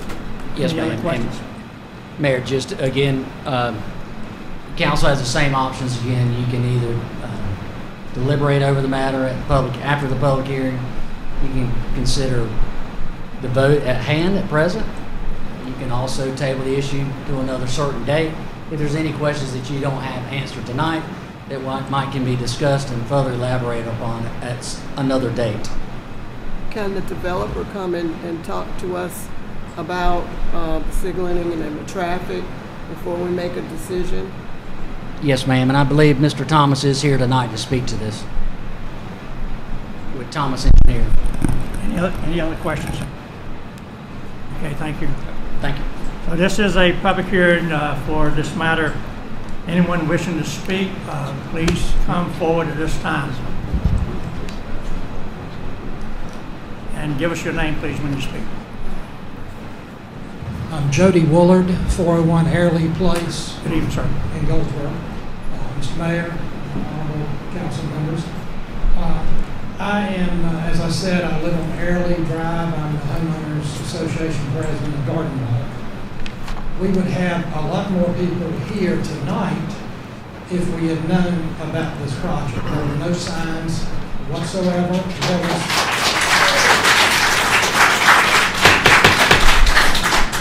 There were no notices. I found out about it late yesterday afternoon, and I disseminated the information as quickly as I could. This project, I think the board should consider the traffic problems that already exist on Country Day Road and on Paytown Road. When the new highway came and now widening Williams Street, a lot of people turn on Williams and then come down Garden Walk to access the hospital, the college, and the center there. We have a lot of traffic. The proposed entrance into Country Day Road, if you turn right at that entrance and head towards Wayne Memorial, in the next 6/10 of a mile, there are 3 churches, 1 nursing home, 1 school with a couple hundred students that's K through 12, and another school that's it's pre-K through K. There are 2 residential neighborhoods, Garden Walk is one of them, with probably close to 100 residences, and quite a few of those individuals are elderly. We do fight a lot of traffic. This will exacerbate 89 townhomes will probably have 125 cars. So it's not going to be good for Garden Walk and for Country Day. Also, the other proposed exit goes right into Wayne Christian. And what I would propose is that the board at least table this, and I would ask each one, I know everybody can't go all over Goldsboro, but go there during the normal drive times to work in the morning and in the afternoon. Go there when Wayne Christian is letting school in or out, and when Country Day is doing the same, and you will see exactly what I'm saying. I'm not against progress, we're not against progress, but this could create danger, as Ms. Jones was saying. And I just wish that you would think about this issue and perhaps table your decision until you have time to personally look at the situation. Thank you. Anyone have any questions for the speaker?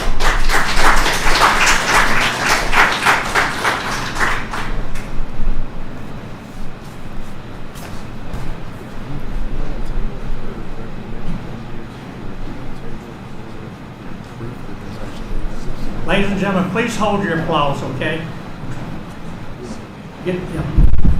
She'll get the microphone for you. Come around here so we can see your face. All right, very good. Thank you. Good evening, Mayor and City Council. My name is Johnny Holland. I live on 102 Whitney Place. My concern is the traffic. The gentleman before mentioned 2 schools. There are actually 3 schools within half a mile distance from there. Getting out in the morning and evenings with the traffic is impossible. Been several accidents out there. Ashley Avenue and Whitney Place, little quiet roads. I'm a wheelchair athlete and I work out on those roads pushing. If we put 89 units there, it's going to be impossible. So I think the council should totally not approve this rezoning for that reason. Thank you. Thank you, sir. Any questions, gentlemen? Okay, thank you. Anyone else wish to speak, come forward, please.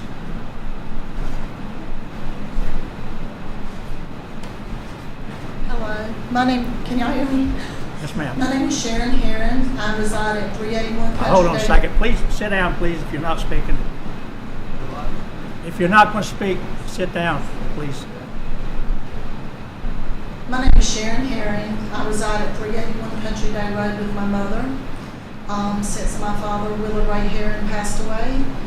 This also came up years ago when my father, who was fire chief, retired at the time, came and spoke on his concerns about the units being put out there and how it would be difficult for fire apparatuses to get back there.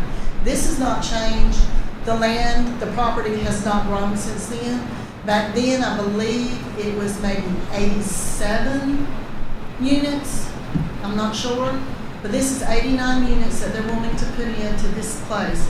You're putting the cars out there. If something were to happen, it would be hard for our firefighters to get in there and put fires out and take care of the people. The concerns were for the people and also, like they said, for the traffic. The traffic is horrible. On Country Day Road, it's not just in the mornings when it's at school. It's not just in the afternoons when the schools are getting out. It is every day. I got hit coming here tonight, pulling out of my driveway. Being careful pulling out. You've got a blind spot. People come flying around it. This is not a good idea. It doesn't need to happen for many reasons. And that's just a couple of them. So our wishes are that this will be tabled and done. Thank you. Any more questions? Okay, thank you. Yes, sir. I'm just trying to maintain order, sir. I'm not trying to be bully or whatever. Okay? Listen, I'm Richard Woodard, and I live on Wayne Country Day Road, and I appreciate the opportunity to come before you guys and your hearings. I have a whole folder of material to talk to you about, and it's already been said. So I would just have to second all that's been said. And the only other thing that I would be concerned about, other than everything that has been said, is that when all of this area has been covered, and it's only 16 acres, it's totally surrounded by single dwelling homes, when all is covered with buildings and roads, where is the water drainage runoff going to be, outfall going to be? I know that it's been mentioned that the city could possibly take over that, other than sewer, but what about the water drainage? All the way around the areas, we rely on road ditches to take care of it. But anyway, those are some concerns, and we appreciate you considering those. Thank you. All right, thank you. Good evening, ma'am. Hi, my name is Aurora Lewis. I live at 200 Ashley Avenue with my grandparents. And really a lot of what I have wanted to say regarding this issue has already been said, like many others have said before. But I'd really like to echo the issue of safety. Even just tonight, while I was getting ready to come here to ride with my granddaddy, there was an elderly woman who could honestly barely walk with her cane. If we have 89 townhomes added to already like such a small area, I can't imagine having 89 townhomes in 16.57 acres. And I spent 6 years in Atlanta, and I've seen plans exactly like this ruin already existing neighborhoods, and it would really be a shame to see a neighborhood as beautiful as the one that we already have be ruined by that. And also to speak on the water drainage issue, we already have an issue with flooding. I don't think that it would be a wise idea to do this. Lastly, as far as the traffic concerns, realistically, the only way to fix it would be to add stoplights, which is just going to be additional money that taxpayers are going to have to pay. And we didn't ask for this neighborhood. We already don't want it. So, thank you. Anyone else wish to speak?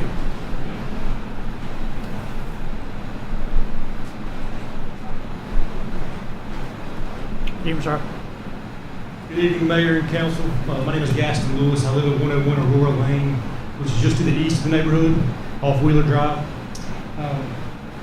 I am going to speak in opposition to this. I feel like it is going to cause some tremendous traffic issues that we already experience daily. I'm going to start off, and I'm going to probably reiterate a few things that have already been said. In 2013, the city had a comprehensive plan completed. And if y'all haven't had a chance to read and comprehend this plan, I advise that you do so in order to better understand the long-term plans and goals established. It will also give you a chance to realize what hasn't been done to prepare for the growth of Wayne County. This plan speaks of ways the city and county can better prepare for the future. In one portion of this plan, it mentions that Fire Station 3 down Paytown Road, which services this area planned to be developed, was going to be replaced by a new station on Industry Court for fiscal year 2014-15. Station 3 has not been rebuilt. It's still small and undersized for the risk that it is undertaking. You're talking about Country Day School, Wayne Christian School, Wayne Preparatory Academy, numerous churches, and hundreds of homes. So I don't know, I'm not a fireman. I know nothing about fire except I can know how to start one. So I don't know if it's undersized or not, but it does appear to be so. With the fire hazard, with Paytown Road being congested every morning from 7 to 8 a.m., what if something were to happen on the east end of Paytown and the fire trucks couldn't get there in time? Houses burn, people die. The road is only 2 lane, and I guarantee you Country Day in Paytown is congested every day. It also mentions that Wayne Memorial Drive had an access management study performed, and the plan that was recommended wasn't implemented. This was 10 years ago, and as far as I can tell, nothing has changed on Wayne Memorial Drive. It's continuing to develop around Wayne Memorial Drive is going to make this issue worse. If you look at the future long-term capacity analysis on page 8-27, it was recommended by NCDOT that Wayne Memorial Drive be widened to 6 lanes, including turning lanes, to be considered adequate for the traffic. This was planned to be done by 2025, and this has not been done. On page 9-16, it says a residential subdivision generating 100 or more peak hour trips shall be required to prepare a traffic impact analysis, including mitigative action to reduce impact.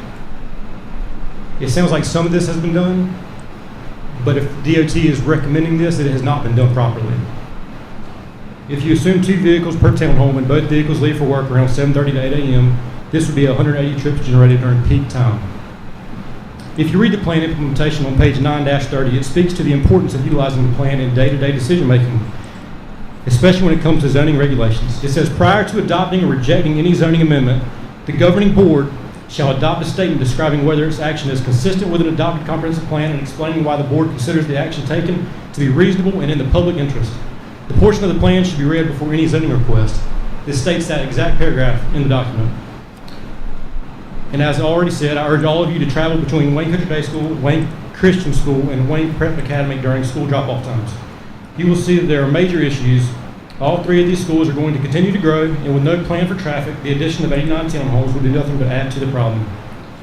I respectfully oppose this project and any project like it between Wayne Memorial Drive and Paytown Road. And to speak on Mr. Woodard's, what he said about the water drainage issue, I have 2 neighbors on Aurora Lane that had to build retention ponds in their backyard, and those 2 properties back right up to this proposed neighborhood. So there will be a major water issue with all that impermeable surface. So thank you. Thank you. Anyone else wish to speak?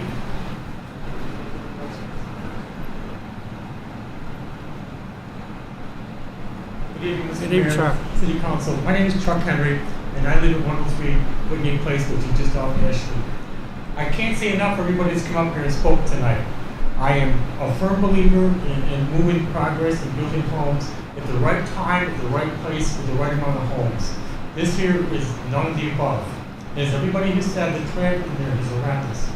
I would like to see each and every one of you come out there early in the morning, postpone the vote, come out there and see what we have to deal with on a daily basis. From 7:30 in the morning to 8:30 in the morning, from 3:30 in the afternoon to about 4:30 in the afternoon, you can't move, you can't get out. And you want to bring 89 homes in there? I would like you people to live in it. As I say, I believe in moving the city forward, but this is not the time or the place. But please, postpone your vote, and I ask that each and every one of you come out there and spend the morning with us. I'll be right there with you. And every one of these people will be there with us. Thank you, and please come out and see us. Thank you. Anyone else?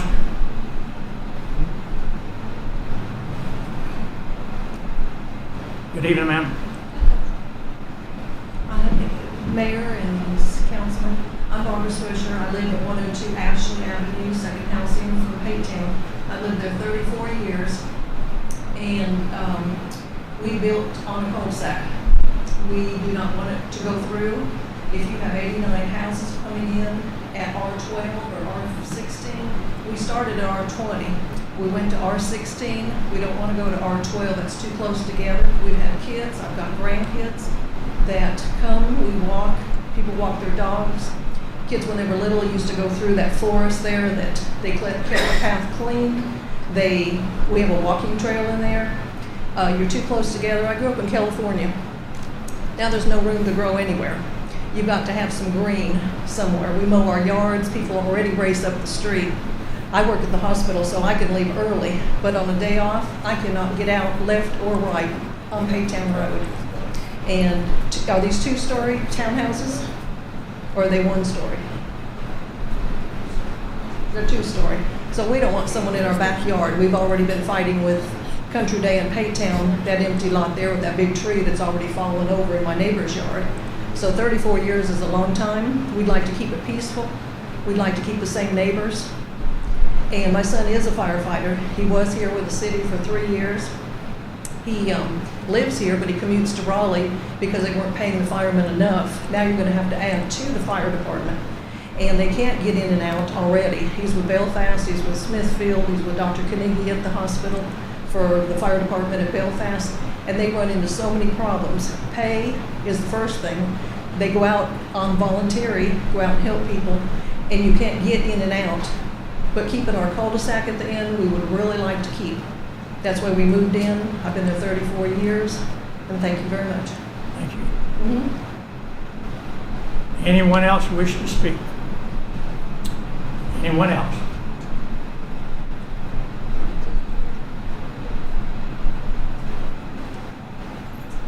Good evening, sir. John Thomas, I'm with Thomas Engineering, and I don't want to step in front of somebody that might want to come up in opposition. I'm obviously for the project, and I have my client here, Nolan Sides, and Nolan Commercial Contractors. I'll skip over my 45-minute presentation with the hot in here, but I've been a lot of these public hearings, and we hear the same things every time. It's traffic, drainage, density. Again, I'm hearing those same sort of things tonight. This piece of property, when we first started looking at it, we look at what we can do with the property and the needs in the community as well.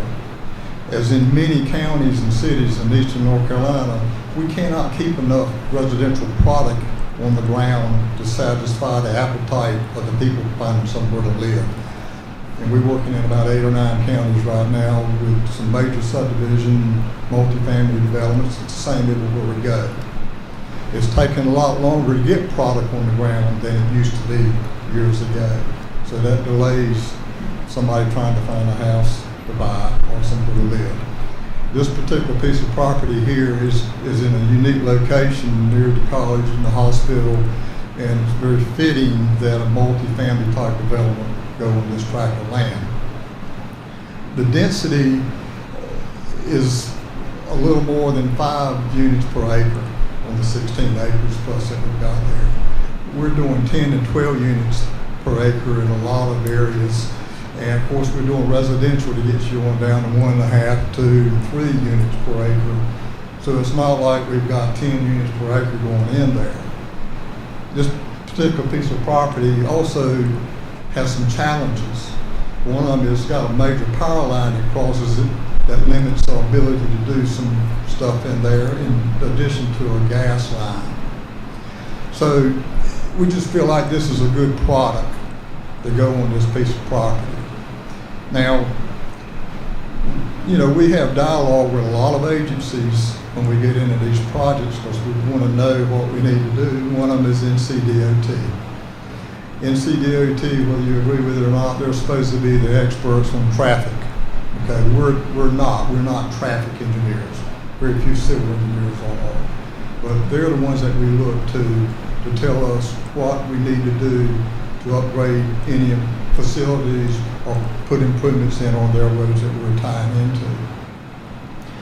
So we reached out to them early on, and there's been quite a bit of dialogue, mostly in emails. Of course, I don't like word of mouth. I want it in writing, what's going on. When they initially looked at this, they required us to put turn lanes on Country Day Road, both a left end and a right end.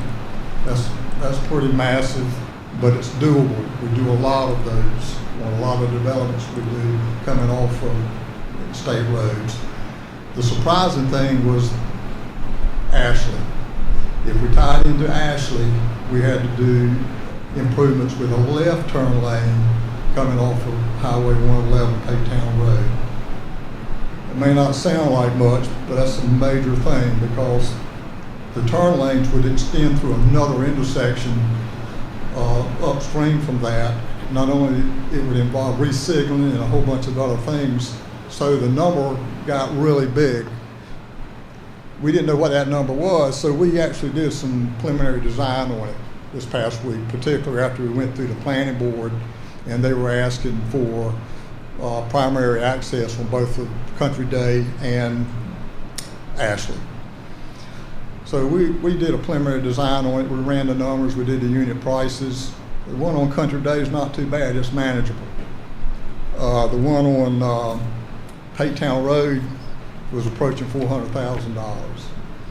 When you add the two costs of doing those together, the 89 units, it is very problematic from a math standpoint. All developments that you do, it's a big math problem. You got to make it work, and you got to reduce the risk to the developer somewhat.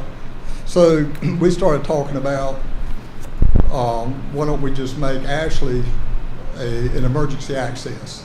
And we do that a lot. A lot of the developments we do, we only have one in and one out. But we do have opportunity at some places to do emergency access based on what the emergency folks would like to see us do on how to access it, whether it be a gate, a knock box, or whatever access that they want to use. And we set that up, and it's usually an all-weather road for them to get in and out of the subdivision in case something happens at the main entrance and they can't get in there. One of the thought processes is, I know I don't have the map up there, but where we go into Ashley, we would put a turnaround there, a cul-de-sac, but we would also still tie it into Ashley and gate it with whatever the emergency folks would like us to do as an emergency access. Now, we brought up on the left side of the screen there. One of the councilmen brought up the MPO. I'm not that familiar with y'all's planning, road planning and all that in Goldsboro. I'm from Dubron, and we do a lot of work in Wayne County, but we've not done much in the city of Goldsboro until this came along. There are projects forecast, and you may know this, to widen Paytown Road, and there's a whole list of them here that we got. I don't really know what the priorities are. It's certainly not funded. You know how the DOT stuff works. It's a scoring system, but they're the ones who are supposed to control the traffic and do the improvements and make the recommendations and come up with the funding and all that to make the improvements to make their highways safe. Whether you agree with what they do or not, that's just the fact of the matter of what we do. But I have, we've tried to run all the numbers and try to make sense of this. The residential that is currently zoned now, which is R12 single family, which means you put 12,000 square foot lots in there, and you do have something in your ordinance for clustering, okay? So that project would support probably around 40 homes that we could fit in there with the single family. But we went back to DOT and we said, how many units would not trigger the Paytown turn lane? And how many units would not trigger the Country Day? Pate Town was 10 lots. I have the emails right here. The maximum number of lots I could put in would be 10. And anything over 10 would trigger Pate Town turn lanes if we tied into Ashley. For Country Day, it was 20 lots. We could get 20 lots in there. Well, if you go up, you can't make the project work financially with just 20 lots. With all the infrastructure, the roads, and all that. So if you bump it up to 40 some lots, the math still doesn't work to do the project. So when we're kicking all this stuff around, we felt like the townhouse development, with what we felt like was the need in the community, was the proper thing to put there, and we still believe that. We certainly are asking for your approval of that, and we're okay. Well, we're not okay with the two conditions. We'd like the conditions to be, of course, we got to tie into Country Day anyway, but we'd like the emergency access going into Ashley, where we would design it properly for that purpose. And if you do that, if the improvements ever come to pass to where Ashley is improved or Pate Town Road is improved to the point that you could use Ashley, that would be up to you whether you wanted to open that gate or not to let traffic in and out. That's pretty much my spiel. I'd be glad to answer any questions or share any data with you that you may have. Any questions? I want to talk about traffic and safety. We're talking about 89 units. You mind if I step up to you? Okay. I've got hearing aids. I got them up, and all I hear are the fans running. I feel you. I'm sorry. Okay, you were talking about 89 units, and that is with a two-car family. That's 178 additional cars. Yes, ma'am. And you're talking about widening the road, but how is that going to help with the additional 178 cars with all the other cars that the citizens have? How is that going to help with safety? Well, you're talking about the turn lanes. Yes. Well, let's say the right turn lane coming off of Country Day, okay? They would be able to merge into the right lane to come into the development while the traffic behind that car would continue to go through, okay? The left turn lane, you would slide into it to turn left into there, but the traffic behind you could continue to go by because you're in the left turn lane. On 111, it would be just a left turn lane. So you would get out of the flow of traffic to be able to turn left into Ashley if in fact Ashley becomes a primary. It gets the traffic off the main drag to be able to turn left or right. And DOT, like I said, they're the ones we look to. They have what's called they got manuals for this stuff. And they've got a new manual out. It's called the 11th edition of Trent Generation. And in that manual, depending on what the traffic count is on the road, we have the traffic counts on the road.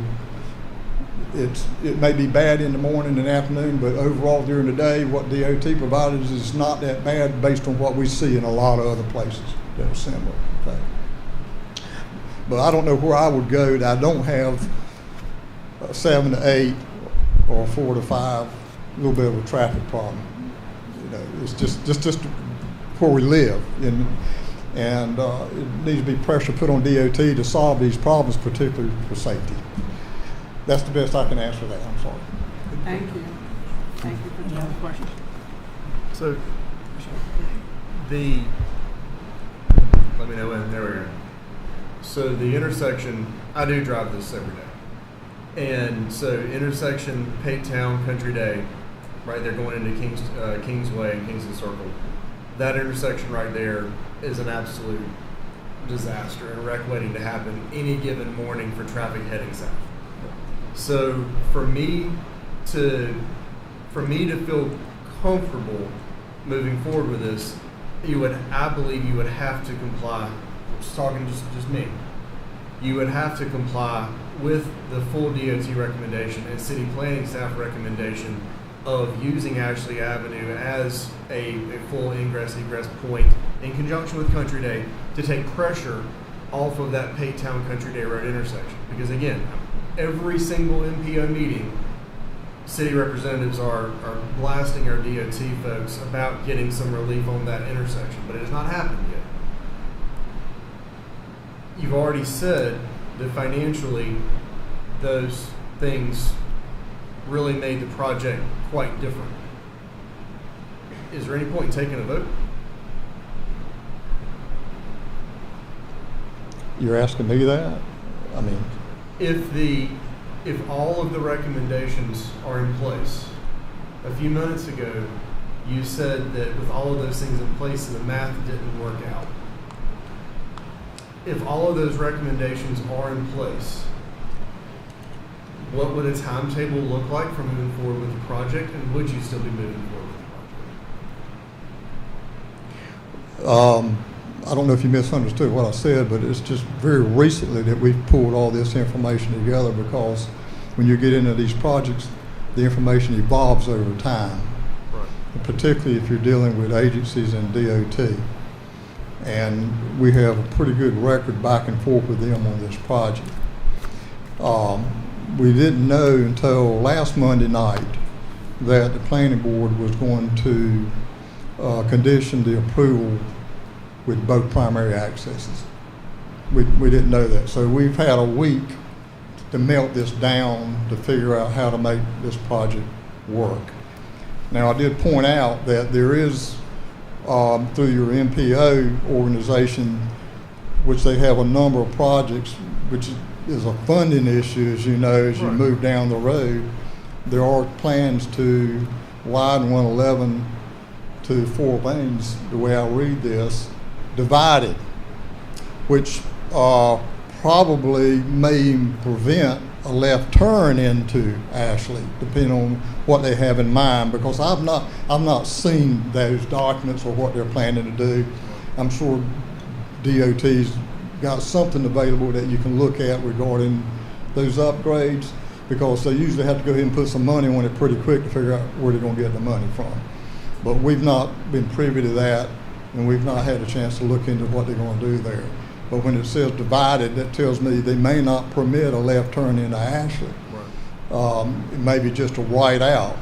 One of the conversations we had with DOT was to go ahead on 111 at the intersection where Ashley is put a barrier there to prevent left turn in. When you come out of Ashley, you make a right only. However, it would be the type of barrier that, with the proper signage and everything, to where an emergency vehicle could go over the top of it and get in Ashley if they really needed to. So we're trying to make this project work, and we're looking at all the possibilities to make it work. And that's about the best that we can do. I know that there's no doubt traffic is a challenge. It is everywhere we go. And but like I said earlier, that's where we live. That's what we do. Any other questions? Yeah, I have. So you said that you really didn't have a lot of time to pull things together. Do you need more time to make? Because one thing that I'm certain of is I want you to follow the recommendations by our city staff, right, and DOT as it's stated. Do you need more time to make those accommodations or to create those plans? Or are you just saying we cannot do what you are asking us to do? Certainly I would tip on my client, but my preference would be more time rather than a denial.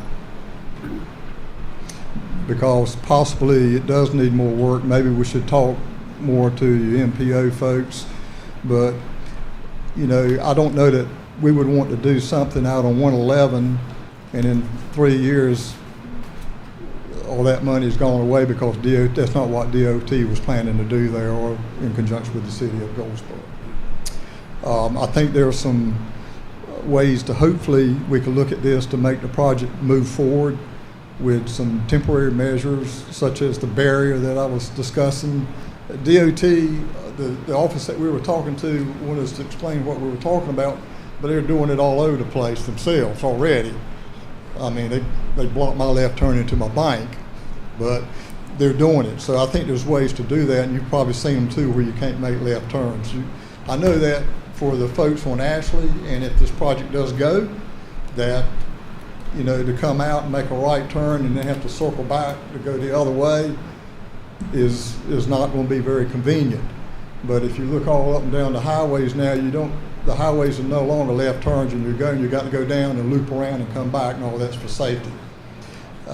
It's certainly apparent that 111 and that intersection that you were talking about, sir, needs to be looked at, but it takes political pressure to get the right wheels moving with the right people to make that sort of thing happen. Any other questions? Okay, thank you, sir. Yeah, thank you. Anyone else wish to speak?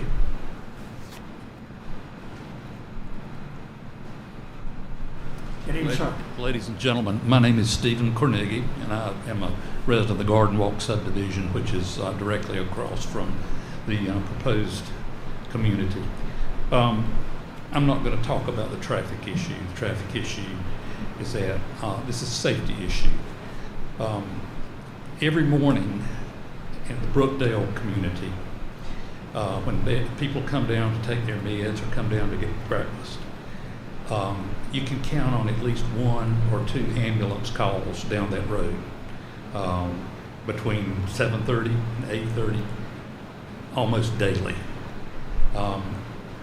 Secondly, the volume of traffic by emergency vehicles, both from the fire department on Paytown Road and cut-throughs from 117 and that sort of stuff, have increased the volume of emergency vehicle traffic markedly in the last 20 years. When I first moved there, we hardly ever heard an ambulance. Now we'll hear 3 a day without a problem. The traffic is an issue. It's a social issue, traffic and that sort of stuff, because of the density of the population there. And I understand that. But the safety issue from the fire department, having an ambulance come to someone's house on Country Day Road in the peak time is almost an insurmountable problem, I think. And I think that should be taken into consideration when they consider the overall problem that the developers are facing. And I appreciate your time. Thank you. Thank you, sir. Is there anyone else that wishes to speak for or against?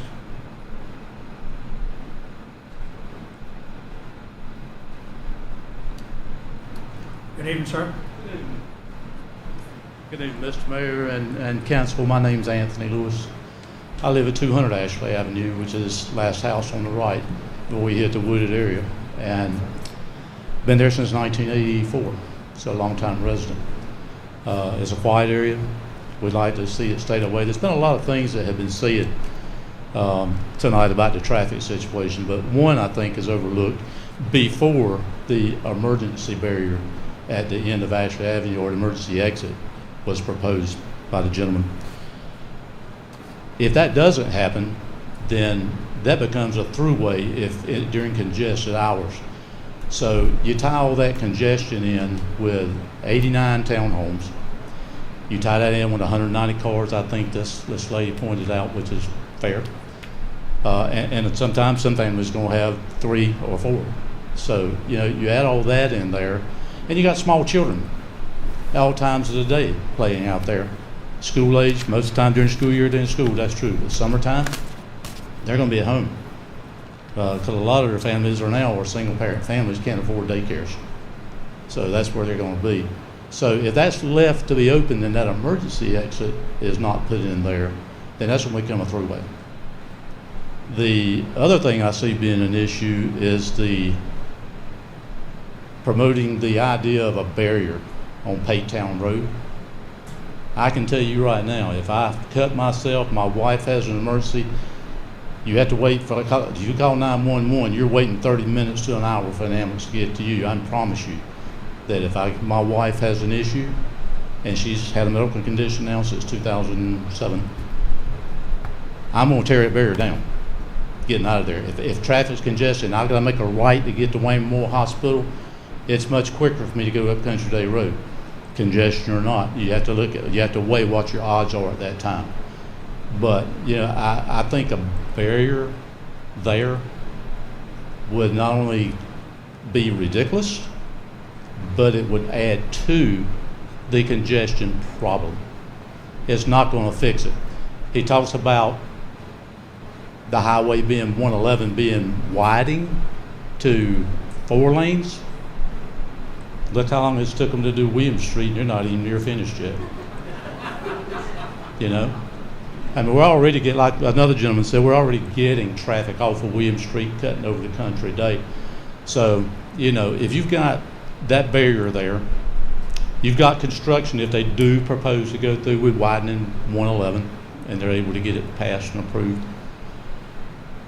And then you tie in the entrance to Country Day with a left lane and a right lane. I understand that.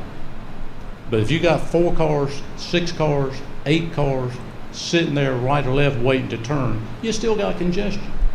How does that solve the problem? How does that solve the issue? So, you know, there's just a lot of factors I ask you to consider. The 3-way street, if the emergency exit doesn't go in there, if they put that in, yeah, that's going to stop some, but you're still going to have some people say, well, hey, there's a subdivision down there I can go through. They can't see that emergency exit sign from off of Paytown Road. They're going to be turning down there anyway. So then you got congestion coming in and out of our street. So I just ask you to look at all of it. You know, the things that are being talked about are not easing the situation. Population of 190 vehicles and 89 units. You know, it's great to build those things, but that place is the wrong place to do that. Thank y'all very much. Thank you, sir. Does anyone else wish to speak? If so, come forward, please.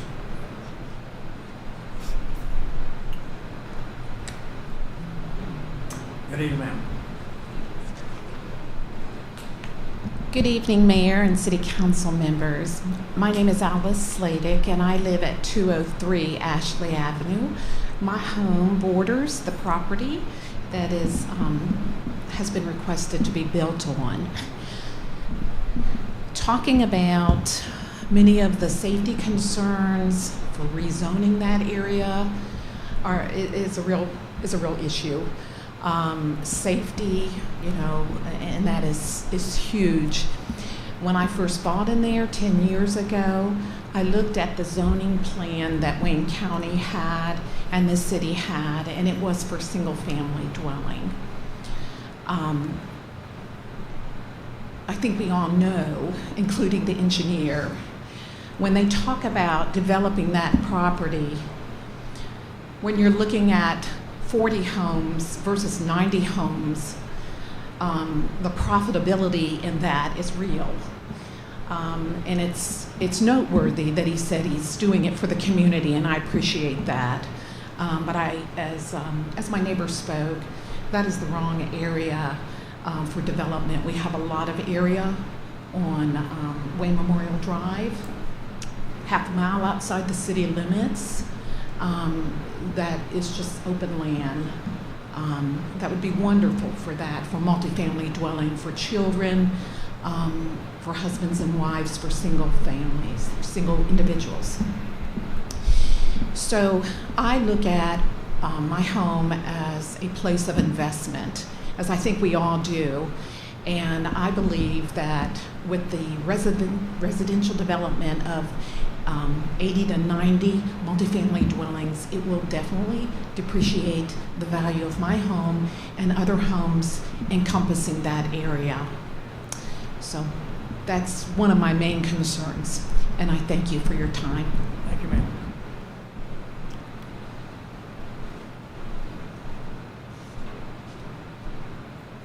Sir, you've spoken already. You only get one chance.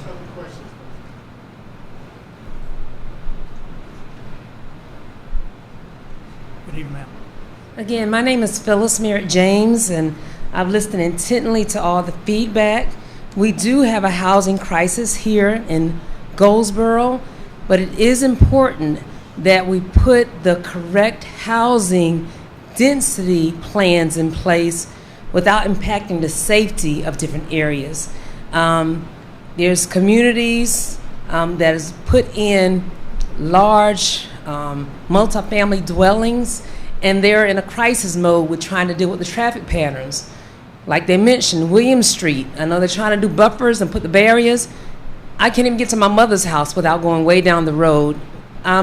With rescue and also fire, you want to make sure everything is safe for people to be able to get to the people and the citizens that live in those areas. So again, further research is needed, further development. They need to look at that, and it's just not the monetary thing, but see what other kind of compromise can be made that will be beneficial. And again, we got to have our roads, have our master plan, and have our road square, because it's hard when people are trying to get to work or get their children from school and they're going across that road, and if it's packed in and you cannot get out, that's a big safety, time-consuming issue. And a lot of our providers live out there, and if they need to get to the hospital to do emergency surgery on somebody and they are held up because they can't get there, what life is it going to cost? So it's real important to, dig a little bit deeper and make sure we do stuff the right way. Thank you. Thank you. Anyone else wish to speak? Anyone else wish to speak? If not, I'm going to close the public hearing for this matter, and I'm going to ask the council. Did you want to potentially continue it? I'm going to ask. I think you want to keep the public hearing open. Okay. Let me wait then. Let me ask what the council wants to do. I'll retract the closing of the public hearing at this time. Council, what's your desires? Do you want to continue it? I'll make a motion that we continue. Second. Okay, we got a motion to continue and a second. Any further discussion? Date certain, that's right. Pardon? Did a date certain to continue to win, that way we have to renotice the hearing. Yeah. So we would continue to the 16th of October? 16th of October? 16th of October. Mr. Bass? Mr. Bass? You want to continue to the 16th of October? Yes, that's right. Okay. And Second. motion made and second. Is any other discussion? So, I have a question. Kenny. Hello? Cut me up, Brian. There we go. So I support the continuation of it. I think my question is for the developer, because to gain my support on the issue, the recommendations from staff have to be met as well as DOT. But my question is, if those accommodations are made, right, the recommendations are made, does it provide easement to the concerns that we heard here tonight as far as traffic? We know it's not going to eliminate it, right? But will it provide that easement that has been talked about here tonight? I think definitely it'll allow us to have continued discussions with DOT, because it's just not about the turning lanes. Like you said, as I was looking more and listening more to what others had to say, definitely everybody who spoke, they have valid concerns, legitimate concerns. I think in talking with NCDOT, we can determine, will signaling systems need to be incorporated into this? Will that help out with congestion? I don't know, but everybody who spoke definitely has valid concerns, and hence that's why we have these meetings, these public hearings, to hear what concerns are out there with the public. But with regards to other items we've discussed, drainage, as you look at this illustration to my left and right, you'll see there's a large detention pond there because we don't have any curbing, gutter, or storm water systems in the area. That's going to handle a lot of the, be engineered to handle a lot of that runoff. But again, it will also give us time to look into doing further research on these other issues as well. But it sounds like to me, unless council directs staff otherwise, transportation is one of our major concerns. But again, we'll definitely take note of any others that council has in the meantime until we table this discussion until the next meeting. So is the 16th enough time, or should we choose another date to come back to this? That's a good question. Might have to, yes, ma'am. I'm going to ask city attorney, if we had to table it again, is that permissible as long as it's a certain date? It is. I would recommend that he modifies the motion if you're going to consider a different date. Instead of a different date, give it additional time instead of having to come back 2 or 3 more times. So we could actually extend it to the next regularly scheduled zoning meeting, which would be the first meeting in November. Okay, want to restate the motion? November 6th. I make a motion that we move the date. 6th of November? We can't hear you, baby. I make a motion that we move the date back into November 6th, up to November 6th. We continue it to November 6th, correct? Yes. Mr. Gaylor? Second. Okay. Motion is that we continue this hearing to the 6th of November. Is there any discussion, further discussion? If not, all in favor signify by raising your hand. Okay. Ladies and gentlemen, thank you for your passionate discussion on this. We'll hear this again on the 6th of November.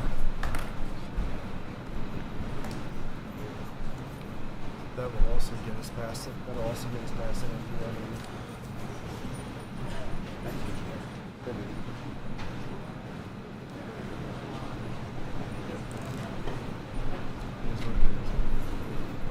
But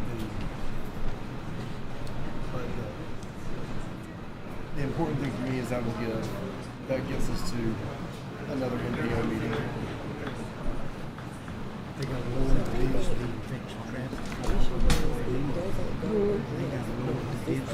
So we don't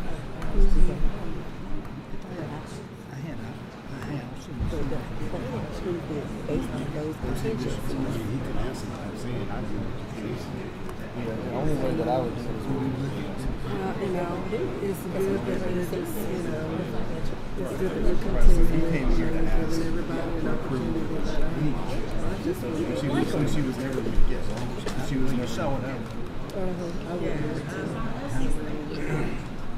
know the people are more pissed, but you're going to give them a chance.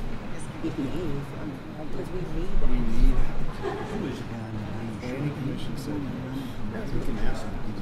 We can ask them. Who was the mayor?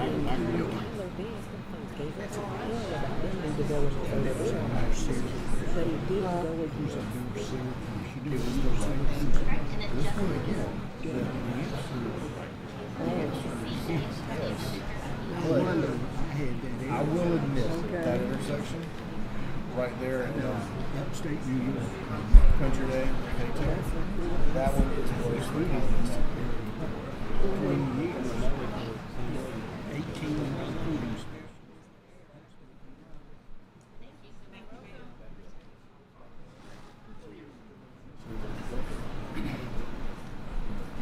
Okay, at this time, we'll continue our meeting.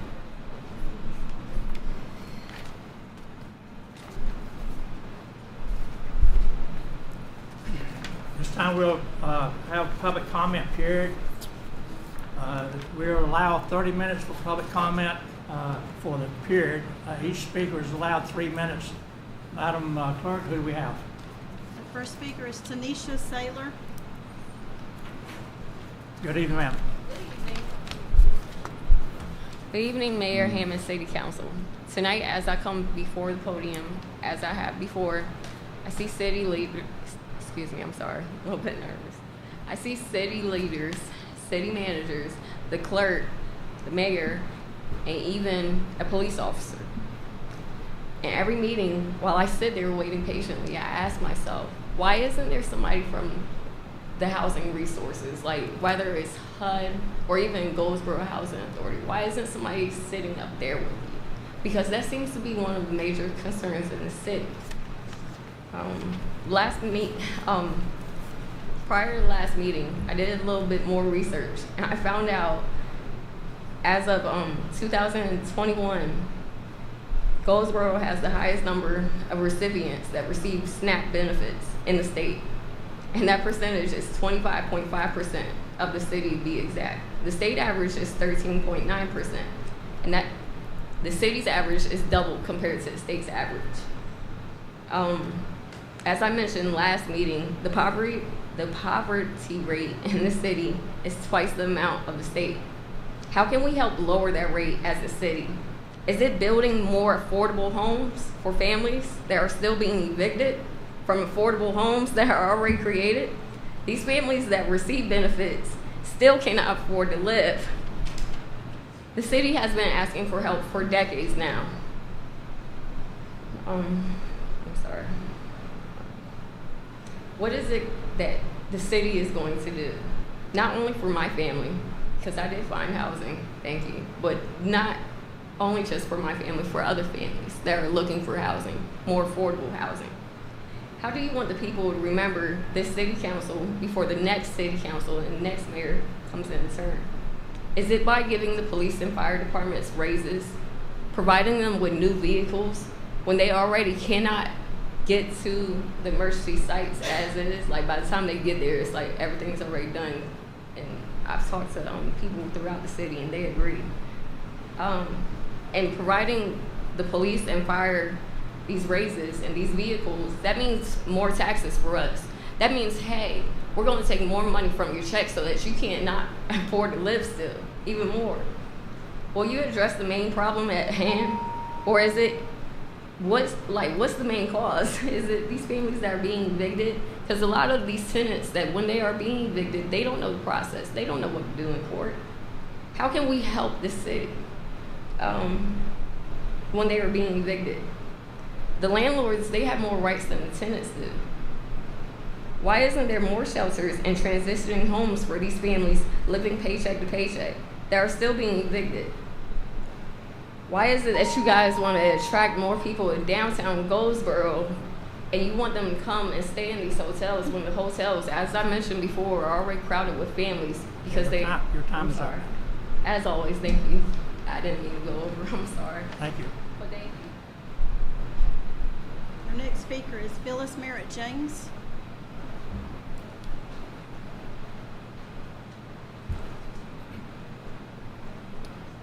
Good evening again. Good evening, Mayor and Mayor Pro Tem and Council. Good evening. My name is Phyllis Merritt James, and I reviewed the Consolidated CAPER report and was deeply grieved and dismayed regarding the lack of progress toward the identified goals for the utilization of the awarded funds. We have significant needs in the homeless, unhoused population, as well as the moderate to low income sectors of our city, especially the blighted areas. Approximately 25% of the population of Goldsboro lives at or below the poverty line. Thus, it is incomprehensible to receive a report that only 4 home buyers were assisted and no other metrics were met.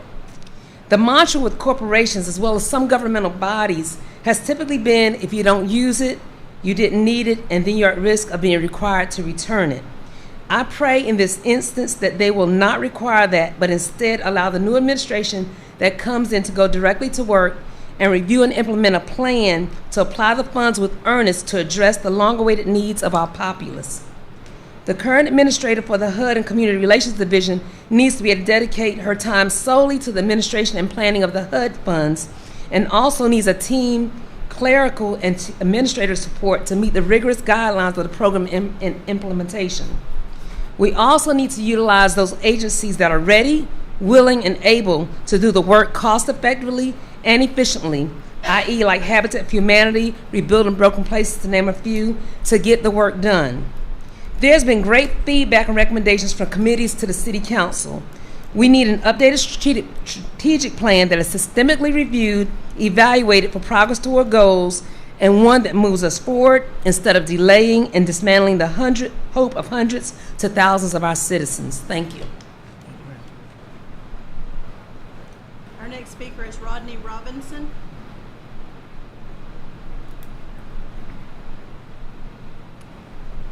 Good evening, Mr. Robinson. Good evening, Mayor, City Council. I first wanted to say that on August the 21st, I emailed you, Mayor, concerning the homeless situation. before the young lady, Miss Tanisha, came before the council, I sent you an email to advocate on her behalf on August the 21st, and you have not responded to my email. I did talk to Deputy Clerk Holly and try to get a meeting with you, but I have nothing yet. I wanted to say that in 2017, I was a student at Goldsboro High School, and I became homeless, and I didn't have anywhere to stay. It was just myself. My mom and my brothers, they were on their own doing their thing, and I had to find out life on my own. I got evicted from Goldsboro Housing Authority in 2017. I didn't have nowhere to go, and I prayed and asked God for help, and He led me to the phone books. And so ironically, I called Habitat for Humanity, Mr. Matthew Whittle, which, you know, his mission and function is way different, but his compassion and his heart, he led me to a resource that could help me. And time after time, people come and they say we don't have resources. It's always, you know, there's no money involved. I feel like we do have the money. I feel like there has been opportunities for us to spend money to help bring more shelters here. Salvation Army, Fordham House ain't it. It's not yet. On a personal level, before I even became a nonprofit leader, I had to go through these things. I had to go through all of these loops, calling 211, finding all these resources, and no help. And it took people like Mr. Matthew Whittle, Mr. DJ Coles that have transitional houses, Mr. Thomas Rice, who passed away, who had an excessive plan to bring tiny homes here. Those people helped me, and I'm thankful for those people, but I want to see more. It's not about the labels we have here, the city council and stuff like that. It's about the hearts of the people. What can we do personally? When you have people emailing you and people calling you, step up. Like Miss Brandy, she done became a big sister to this young lady.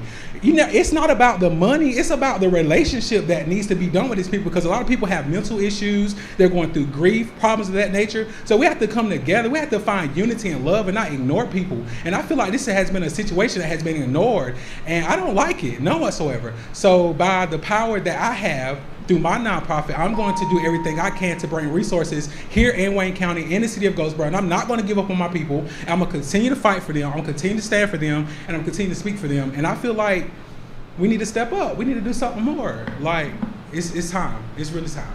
And I'm just highly upset, and I could just talk over my 3 minutes because I really totally deserve it.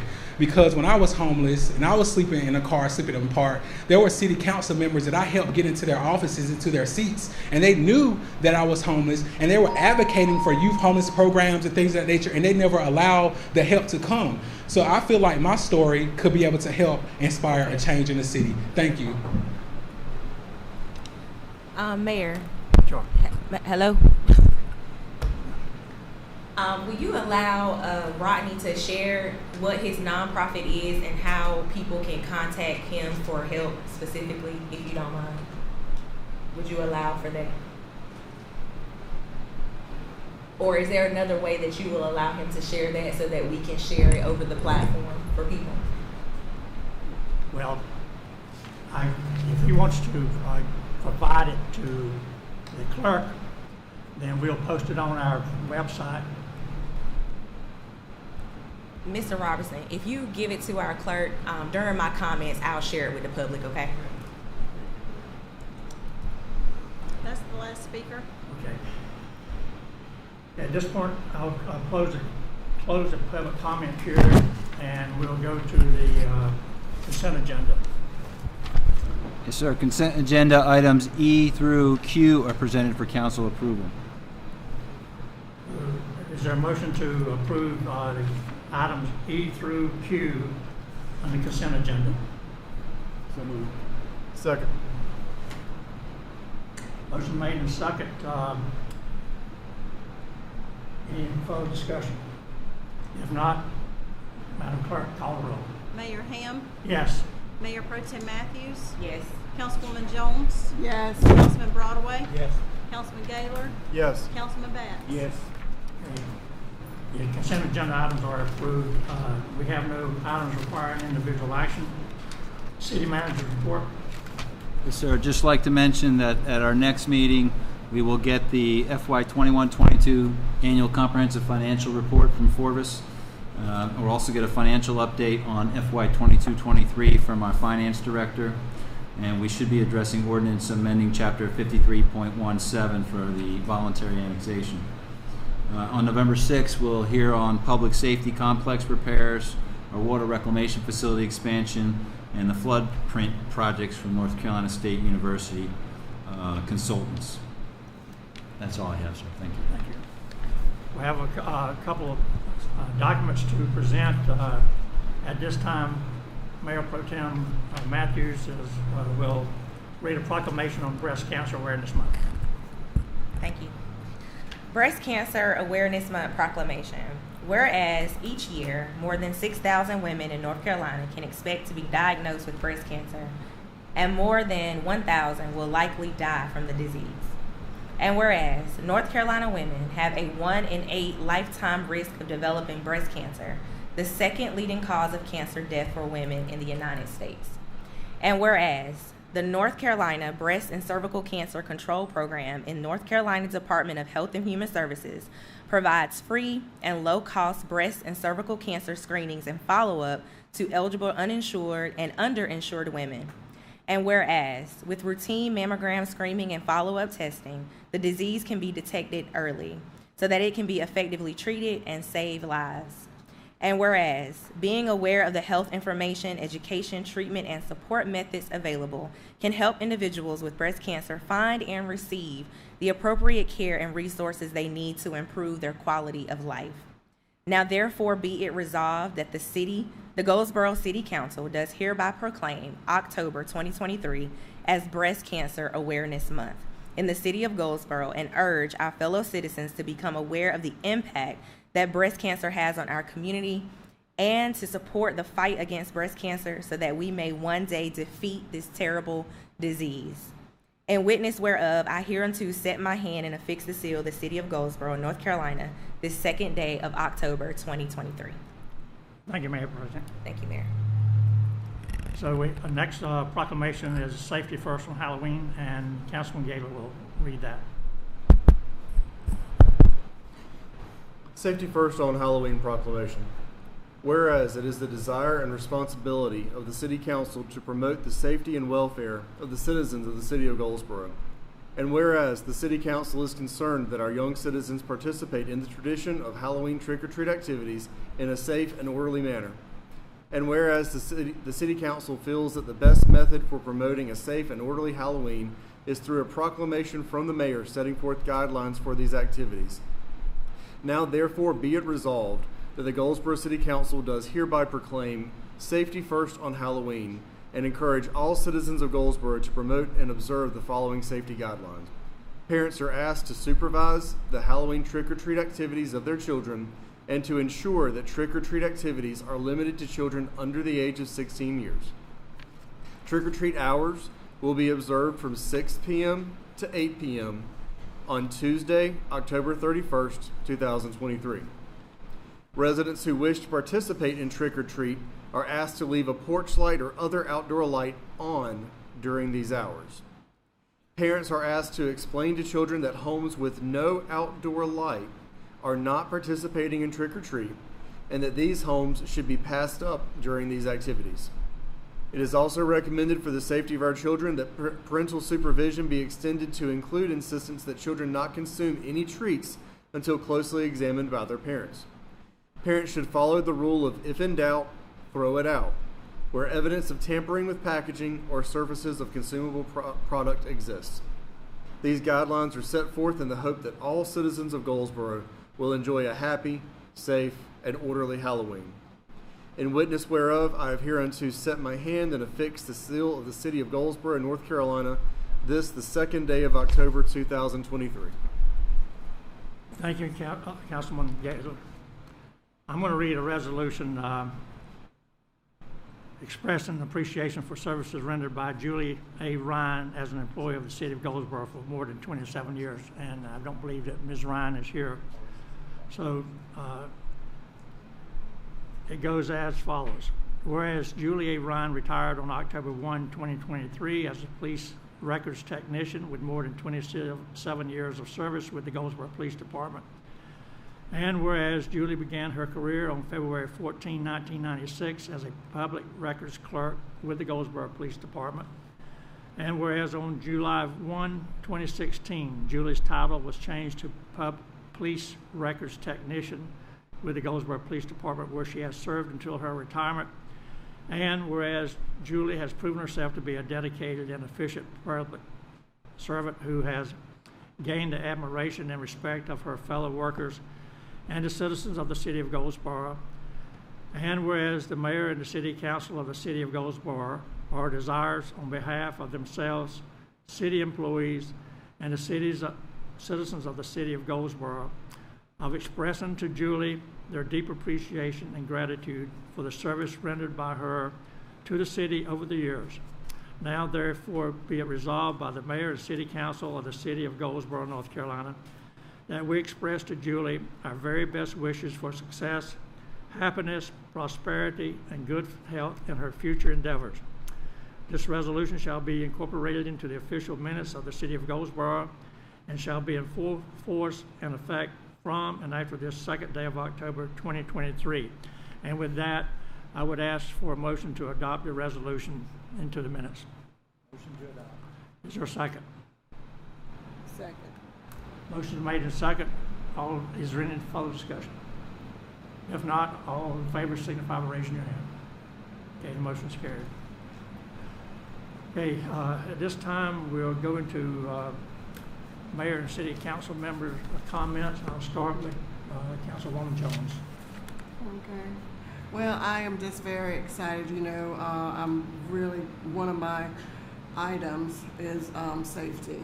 One of my concerns is safety, and safety extended beyond crime is very important as well. And so I am very excited to see the sidewalk going up for the residents of West Haven. I am so excited to see that. And there's some other sidewalks going up as well. Sir, I just have to. I want to thank again Doug McGrath for his 4 years of service. He has done a yeoman's job and has really helped the city. And last thing is just ask everybody to vote. For goodness sakes, go out and vote. That's so important. And I think we have less than 1,000 people that voted so far, which is criminal in our day and time. We got to vote. So that's all I have, sir. Thank you, Mayor. Thank you, Councilman Broadway, because I was definitely going to say the same thing, so I echo that. But really wanted to encourage men and women to do their due diligence and self-checking as it relates to breast cancer.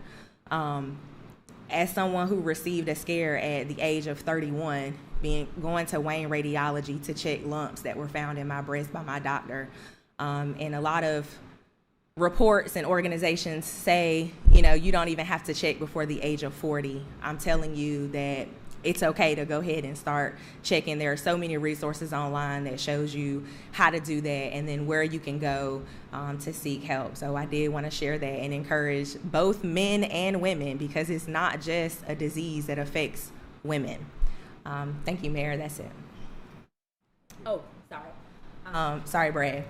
The Rock Foundation. Mr. Rodney Robinson just came up, and I wanted to share his organization with you guys.